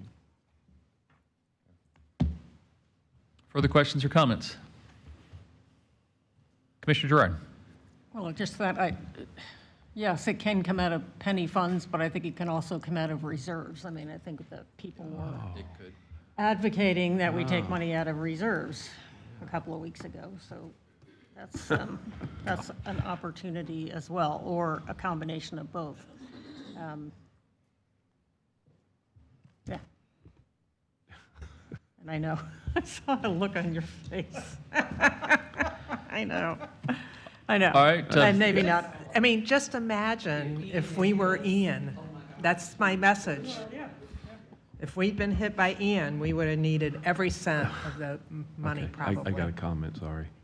Commissioner Eggers. I'm sorry, I didn't want to get into this discussion this morning. We are going to have that discussion, I hope, soon about reserve levels, because if we're going to now make 21% the standard, then I think that's something that we have to discuss. Because we've had storms before now, we're going to have storms this year. We just had a big one south of us, and we're going to have more next year. So if we're going to be raising that level of reserves, then that conversation needs to be had. And if it's 25%, I mean, some of our capital accounts, and I know some of them, when I was in Dunedin, on the capital side of our wastewater plant, and there was some reserve levels that were higher than 15%. It was. But again, I think this is our operating account, and I think it's just we need to look at it carefully. But again, I don't know. I mean, I don't know where this is coming from. This discussion about 21%. It was 24% down to 21%, and again, I think that we need to have a measured discussion, because whether it's 21% or 16%, the damage that was done down south is going to take a lot more money than that 2 or 3 percentage points. So I just think that conversation needs to be had, and sooner rather than later. Because, I mean, if we're going to be, I advocated one of those percentage points to give back to the residents, $7 million, and that was just not acceptable here. And now we're talking about coming up with $10 million, which is probably 1.5 percentage points for this. So anyway, just. Commissioner Seal. I'll probably be gone, so the only thing I'm going to say is that when we talk about the percentages, it's the percentage of the general fund. Right. The general fund is increasing every year, so you really need to put it into perspective as to actual dollars rather than a percentage, so that, because we've actually probably reduced the amount over time. Anyway, I'm just asking that you put that in the whole equation so you really understand what you actually have. I don't think a workshop item about just general reserves is probably a really good idea. We've kind of talked around it for the last couple of years, but actually to have a workshop topic where we actually dig a little deeper on that and get into what the dollars are, what the costs are, and then we can have the philosophical part of it too. I think that's all worthwhile. And that's kind of what I was saying. I had committed to that during the budget, but for the purposes of today, I'd really like to know whether you want me to bring back an agreement with PSTA or not. And I need to give them some, again, it's not, they don't need the money now, but they do have to show the commitment for the project, whether they take that from their reserves or they make it as us being one of the funding partners in that. There are pieces that, you know, I mean, again, I think they've set it up to address the, that they won't, you know, they won't spend money, and obviously they got the finance folks here, but like, they gave us a seat at the table to where, as they go through the design process, that they don't, you know, pave the place in gold or something, you know, because we're last dollars in. So they've actually brought us into the project to make us a partner on it. But again, it's whether you even want to commit to $1, you know, or the 10 that they're asking for. And I need some direction on that. If you want me to bring it back, I will. If you say no, then I won't. And I'll work with Brad, you know, on that. Commissioner Flowers. Thank you. So the total project cost is $44.5 million. $20 million of it comes from the RAISE grant that they got, which is, you know, thank you. I will say that the council member from Clearwater, his name just escaped my head. Thank you. He has really been instrumental in being the conduit, if you will, between the city of Clearwater and PSTA and the board. But one of the things he did mention yesterday at our meeting was that while we are doing a land swap, and I just emailed to everybody the map that shows, I'm sorry, I was looking for the acreage, Commissioner Eggers, and I couldn't find that, but I just emailed each person the PDF of the actual land placement off of Court and Myrtle. But he did say that the city of Clearwater is fully engaged for the land swap contingent upon a sound financial plan for the entire project. In other words, making sure that PSTA has the money to complete the project. So 6.3 million of it comes from FTA funds, 2.3 from FDOT. Thank you, Secretary Gwynn. Fort Pinellas is putting in 2.2 million. 600 million is a federal earmark. And then as staff has already said, the city of Clearwater has estimated the value of the land at 3.6 million. So even though it's a land swap, they still have to show what the value of the property would be. So, you know, whether we determine all 10 million or less or whatever, I would love to see us support this project. We are bringing in the Innovation Center and so many other entities, and we continue to say we support public transportation and the expansion of that. And this is one way to not only help expand that public transportation, but to do it in a cleaner way using the electric buses. Part of the elevated cost is building in the charging station pieces out there to charge the buses, and then building the elevations higher because the buses have the charge piece on top of the bus, so that help to increase the cost. So we're paying up front more money for this because on the back end, we desire to see hopefully the savings from that side. I am skeptical about anything with reserves. I understand what Commissioner Gerard is saying, because we have heard that, you know, use that. And while I do know that the money we have probably would nowhere near touch if we would have gotten in here, I mean, everything would be flattened. But I am always very hesitant about that unless we have a concrete plan about how much we're taking out, how we will over time replace that, plus the added, you know, value that's already there. So I would love to have further discussion, but I certainly support and would love to see us support this project because, and I don't know how long it was being discussed before I got here, but I know I've tried to give updates, you know, since I've been here, when we've talked about this particular project as well as other projects with PSTA, purchasing those 67 buses and, you know, just different things that are going on to try to help with public transportation. So that's my thoughts. Thank you. Thank you. Commissioner Gerard? Well, I would support negotiating with PSTA about this. I know that you will do a great job talking them down off of whatever upper limit we come up with. And I like the fact that we're going to be there negotiating. Commissioner Seal? Yes, since Debbie Leo is here, maybe she could come up and give you all a perspective about PSTA reserves, just if you were interested, since she's here, so that you know that it's basically been talked about and scheduled out at the PSTA meeting. Is that okay? Fine with me.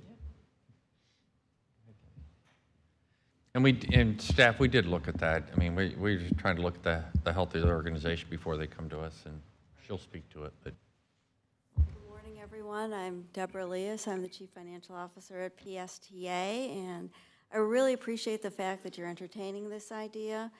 Having this Clearwater Transit Center, I think, is very important to the community, and you can tell the importance from how many partners we are getting in to make this a reality.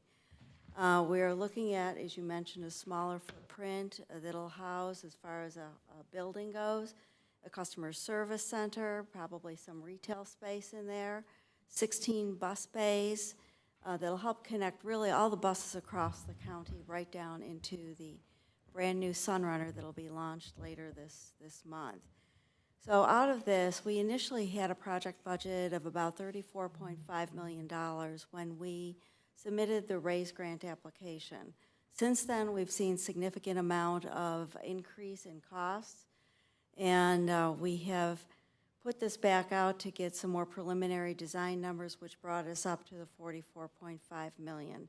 As mentioned, it does contain significant contingency in there, and I really appreciate when Mr. Burton had said, can we have a seat at the table? We know buses, we know routes, we know how to do a lot of things at PSTA, but doing this kind of project is something new for us. So having the experience of county people at the table is invaluable to us, and we appreciate that.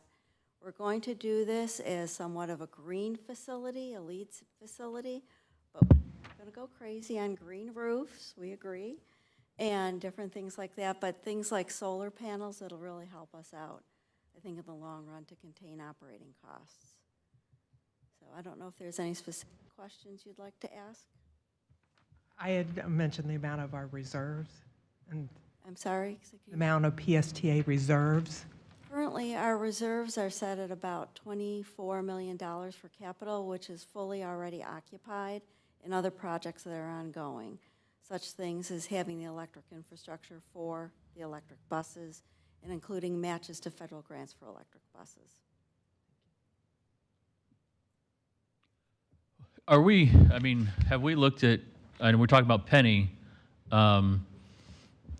but could some of this come out of the economic development portion of the Penny that's not specifically earmarked, since we're talking about retail and other commercial development in the same site?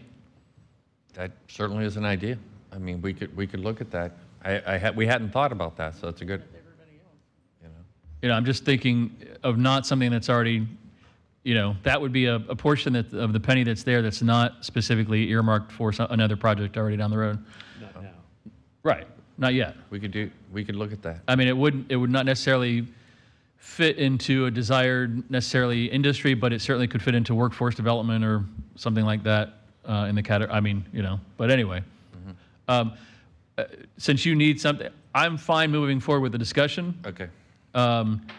The 10 makes me, you know, somewhere a lot less than that would be where my comfort level would be, and understanding how it impacts our reserves, their reserves, the Penny availability for the economic development, all those things. So, and I apologize, I didn't know we were at a decision point today when I saw it on the agenda. So that's why I, you know, would have dug in a little deeper if I'd known we were looking at a fork in the road today. We don't, no, we're not at a decision point. I just wanted to get the discussion going and get a feel from the commission, you know, if this is something you're wanting to entertain. We have started like drafting what an agreement would look like and things like that. But I know that they have to at some point give commitments, and what's the timeline on that? Actually, tonight we're meeting with Clearwater, the city of Clearwater, on the land swap, and in order to conclude the land swap, we'll have to have commitments in place. So really, probably by springtime, we would have to have something solidly in place. So, and also to get by the federal springtime. grant. So. Okay. Well, with that, I'll bring it back. I got some good feedback. We'll look at several of these issues and we'll bring it back for your discussion. Okay. Okay? Thank you very much. Good, thank you. Thanks, Ivy. Okay, I got one item at the end, but if we can move on to the agenda brief, and remember, we do have the 1 o'clock that we're going to do the walkthrough, so we need to kind of move along. Starting over on item number 9, this is a plat of La Rocha Estates, 7 single-family lots. Item number 10 is ranking of firms with the Homeless Emergency Project. So this is a new agreement with provides emergency shelter, case management, and family transition program. Upset limit of $900,000, $300,000 a year. This replaces the current family emergency shelter program. Any questions? So where was this funded before? Or how was it funded before? It's in human. Come on up. Yeah.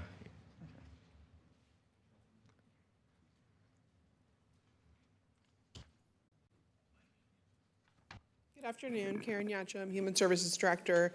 This previously was the Family Bridge Program that was funded through St. Vincent de Paul. We re-procured it with Homeless Emergency Project. Okay, all right, thanks. There you go.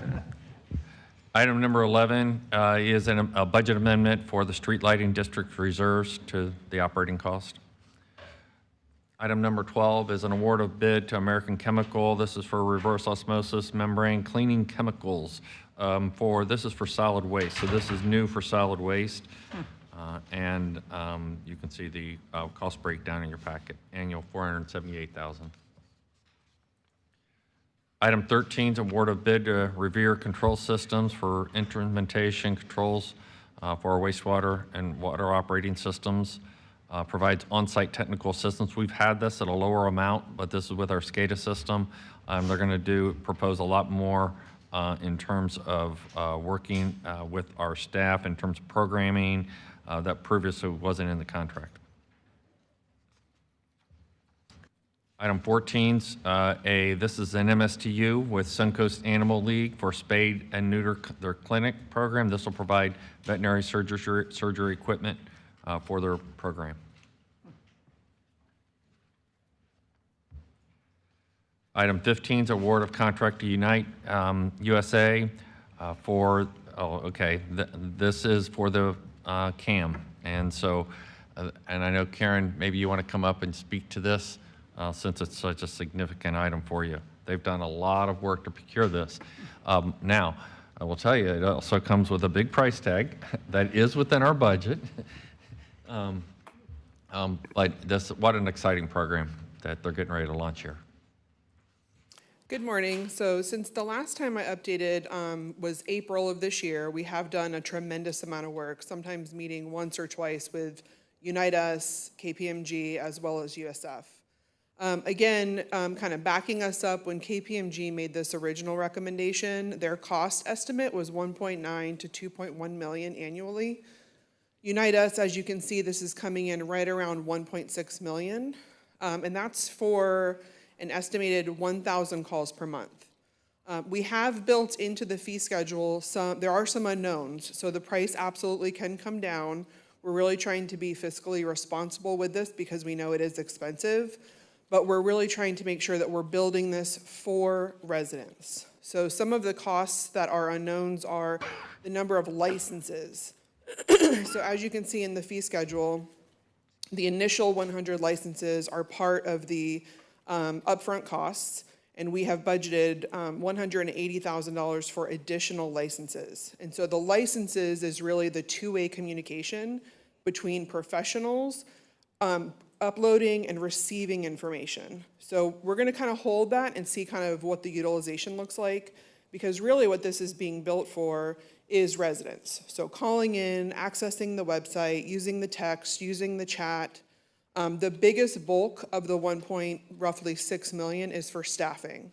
Again, so those individuals on the other end of those lines, licensed therapists, master's prepared therapists, bachelor's case managers with significant experience, that's really who's going to be on the other end when our residents seek these services to provide the assessment, the intakes, and then linkages for the appointments. So just a reminder, this is not information and referral. This is going to be face-to-face or phone-based assessment, whichever the resident is comfortable with, and they will leave with an appointment. So that's really kind of the takeaway. That's the innovation that this board has kind of given us permission to really move forward with. I don't know if you have any other questions. We're very, very excited, and I'll just say kind of now I think this is when the real work is going to begin. Commissioner Eggers? Yeah, you just said the choice would be face-to-face as well? I thought it was all Virtual. I thought it was all virtual. Virtual meaning like telehealth. So Right. you could, if you're comfortable, you could do the telehealth, or you can also do it via phone. Oh, okay. Phone or telehealth. I thought it was telehealth or in person. I misunderstood. But Yeah. the idea of coming out with an actual appointment, there's only a handful of places in the country where that occurs. And so this really is a game changer in that. And from my own experience with a family member, trying to navigate a system and get that, and even if you give it to someone for them to actually do the appointment when they're at their most critical time, the utilization on that is extremely low. So this is huge.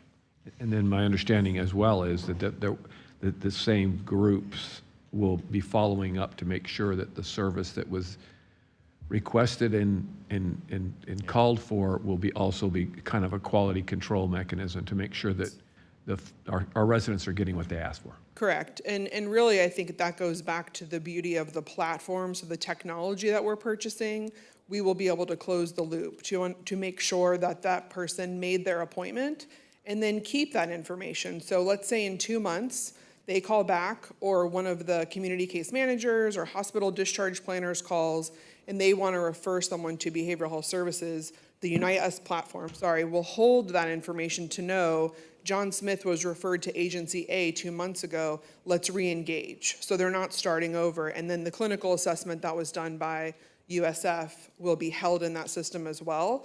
So let's just say John Smith doesn't want to go back to provider A, the assessment that was done will be sent to the new provider. So it's really kind of helping reduce the number of times residents have to tell their story. And the story, or the person calls in has connections with somebody who's kind of making that preliminary assessment. Correct. And then you spent some time with me, so I'm trying to make sure I understand this. And then if other services or other experts or other, I guess, clinicians are needed, they can be, with this platform, brought into that same discussion. Yeah, so what we're building, and that was really based on all of the feedback that we've received over the past 2 years, is there are times when individuals need a medication appointment and it may be too long. They may have just moved here. They may have been released from a program. We're building in access to telepsychiatry. So the assessor will be able to assess kind of at what speed, at what frequency they need to be seen, and they will be able to link to a psychiatrist for an appointment for meds. And again, call center with value added. These people that answer the phone are going to be what level of training? So we've built this where it's licensed clinicians. So you're a licensed clinical social worker, licensed marriage and family therapist, licensed mental health counselor, or master's prepared. And then on a case by case, which would have to be approved by me, it's a bachelor's with significant experience, because bachelors that have done behavioral health case management know the services, they can do assessments, and they would be under the supervision of a licensed clinician. Is there a place where these folks will reside, or are they just it's all going to be like remote? And It's going to be remote. We're really trying to work with technology, and part of what we also have charged Unite Us is how do we build access points throughout the county. So possibly neighborhood family centers, we would be training those partners to know if someone comes into the neighborhood family center and they're seeking behavioral health services, they would be trained on how to access this website, how to access the 1-800 number, how to help someone with the text and chat feature. That's part of what Unite Us will be doing throughout the county, in addition to adding additional providers to our network. And the quality control on those folks will be this. I mean, we have our 911 center, people call in, and we have people that stand behind them, so to speak, to make sure that what's going on in that conversation is good. So we're going to have ways to monitor that process as well. Yeah, and I think that that goes back to kind of that clinical expertise. So our clinical partner is the USF College of Behavioral Health Sciences, and so there's depth. So they will have their trained staff, they're going to train the clinicians, and then there is quality control. Usually in most behavioral health practices, the licensed clinician reviews assessments, they do supervision, coaching. Those are all of the things that we're going to be building over this next few months during Go Live. So when they have that call, there could be somebody that's also listening in. Absolutely. From the staff perspective. Absolutely. Okay. Thank you. So it is exciting. I mean, appreciate it. Thank you. No, and I think that making sure folks understand that level of service that you're just talking, that you went through in detail, of that it's not just a call referral, it's not just a 211 on steroid or anything like that, that it's true level of service. I think it's important for folks to understand that part of it. And just one thing to add too, I think the information that we're going to glean from this is we're going to be able to know kind of the health of our system. So this isn't necessarily adding new services. It's going to help us indicate how long does it take to get into services in our community. And those are the questions that we couldn't answer as a system when KPMG first came in. Very good. That is exciting. Thank you, Karen. All right, next item is first option renewal with 211, Tampa Bay Cares for call center operations. This is simply a renewal for next year. Commissioner Seal. Yes, I just wanted to get a little bit of history of the funding streams. And is this just for the call center operations, or is this also for the family assistance or the Karen? The assistance program, not the family assistance. Yeah, no, the individual. there's adult assistance. Correct. There's several different components, so let's let Karen address that. No, this is separate. So this is not for the Adult Emergency Financial Assistance Program, or AFAP. I know there's a lot of acronyms. So did they get any inflationary increase as we were doing for some others? So that was part of the decision package that was approved during the budget. So we have looked at 5% for 211. Thank you. Sure. Commissioner Flowers. Thank you, Mr. Chair. At some point, we need to do a deep dive into the efficiency of 211. I served on city council in 1999, and that entire time there were issues. And it was always comments such as, well, we need more money to upgrade our system. We need more money to hire more staff. We need this, we need that. And every year, it has been the same concerns and complaints. I participated in calls with the COC and the HLA as a result of the storm. And again, there were a number of concerns and complaints about being up to date on information where they're trying to give out referrals for people to provide services. Person saying they're calling and no one's answering the phone. Yes. Person saying that when they do get a body, they're not getting the correct information. So I don't know what it is, and I don't know what the answer is, will be, shall be, can be, but the answer has got to be something other than we consistently fund 211, and it's not working at the capacity in which it should.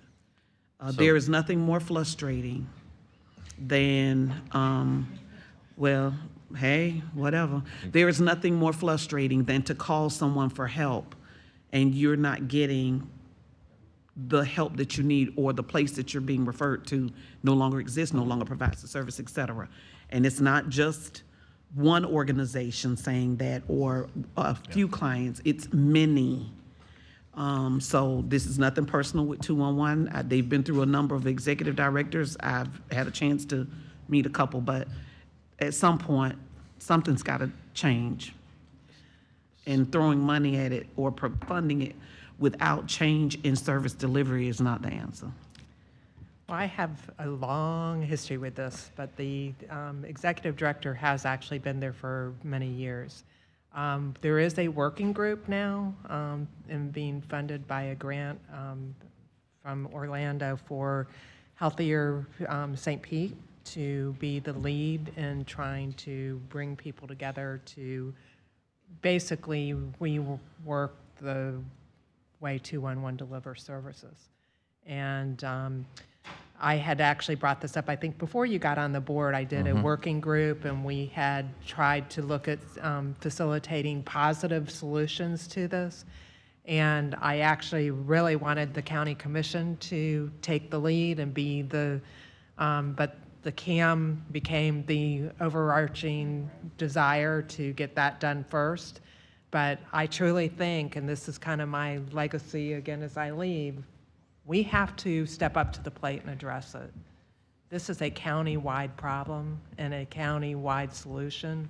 And it's going to take, there's a great model in San Diego that I talked to the board about that, you can automate a lot of this and it can be a complete, it's like the CAM, it would be a complete, wrap around, warm handoff, getting people directly connected to services. And that's truly where we need to go. So as my legacy, please see what we can do. In all honesty, they're not funded to the level that they need to do to have the people to be able to provide all the services. And they never have been. So, and I think Commissioner Gerard can say a few words too. I will try to say a few words. I have a longer history than you do on that. I know. Even going back to 1992, when I was actually running the 211 services. I think historically, people have always expected more from 211 than they're capable of doing. Considering that, if you just look at the system that we're creating here and the volume of work that's going to happen once we try to start doing appointment setting and warm handoffs and all that. San Diego system is a very, very, very small part of the social service network in San Diego. It's, and it's great. They say wonderful things about it, and I think our CAM will be great for the mental health system. The problem is that the providers have to be at the table and actively involved in sharing information and sharing access to services. If 211 doesn't get the information, okay, yeah, I could do an hour lecture on this one, but if 211 doesn't get the information from the service providers, or there are no services to refer to, period, such as with homelessness and shelter services for families, those things don't exist. And so if you're going to call them and expect to get that from 211, there's only so much they can do. And so I think, yes, we do have to have a deep dive into how that operates and what people expect from 211. And just preliminarily from the Healthy St. Petersburg, they're saying they've told JWB that this system that we expect is going to be vastly more expensive than the one that we have, because it's huge. It's a huge issue. And information and referral service is just that. They give out information, and the best information they have is what they get from the agencies, of which we have something like, I don't even remember how many, 2,500 programs, 10 years ago. And I don't know how many agencies. At least 400. At least 400 agencies that are, some of which are better than others about providing that information and providing that access. For some, it's, never mind.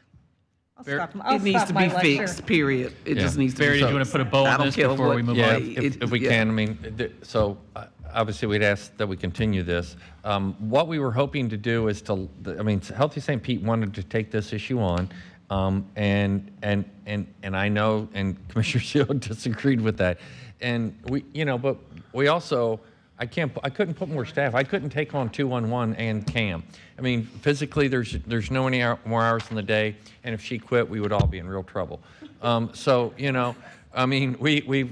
got to take this on. They wanted to take that on. We were going to see what come out of that. But you also have read that they've had their own issues as an organization, and that has delayed this. And to your point, several commissioners have, discussed this with me over the last couple of years. I will tell you, our human services staff has discussed this with me over the last couple of years. They're very concerned about that because they're concerned about their clients, and so it is something that we need to take on. We need to look at it. I'm not in necessarily agreement on the funding piece and who owns that, but they haven't really had anybody else step up to the plate in the system either. They went on a campaign to get others to participate, and that's been very difficult to do. So there's been a lot of things out there. I hear the concerns. We'll bring that back, to discuss that, at a future time. And we'll really try to assess where the center is, and are they going to take this on or not, and then we can make another decision. I participated in the last meeting, which was right before the hurricane.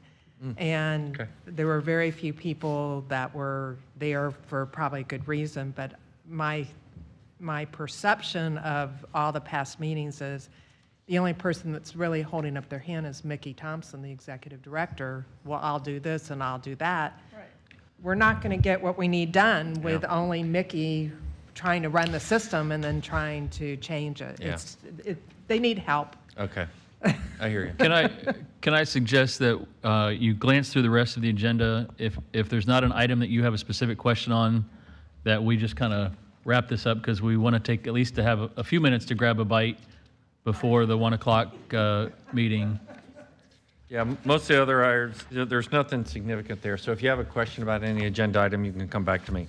And then the only last thing I would ask is that we discuss this item at the last one. I would like to put this on to the next agenda because I really need to get board direction. I received a bill from T-BARTA, and so I need to know from you whether you wish for me to pay that or not. And so if you're okay with that, I'll bring that up. We can discuss that at a future point, and yeah, it's worth a discussion point. We will have one skyway lighting from the Tampa office of the Department of Drug Enforcement Agency for a nationwide campaign for drug-free life. That's the only skyway thing I have. Anything else for the good of the order? All right, 1 p.m. in the assembly room across the street, correct? 1 p.m. in the assembly room. We're adjourned for the sport.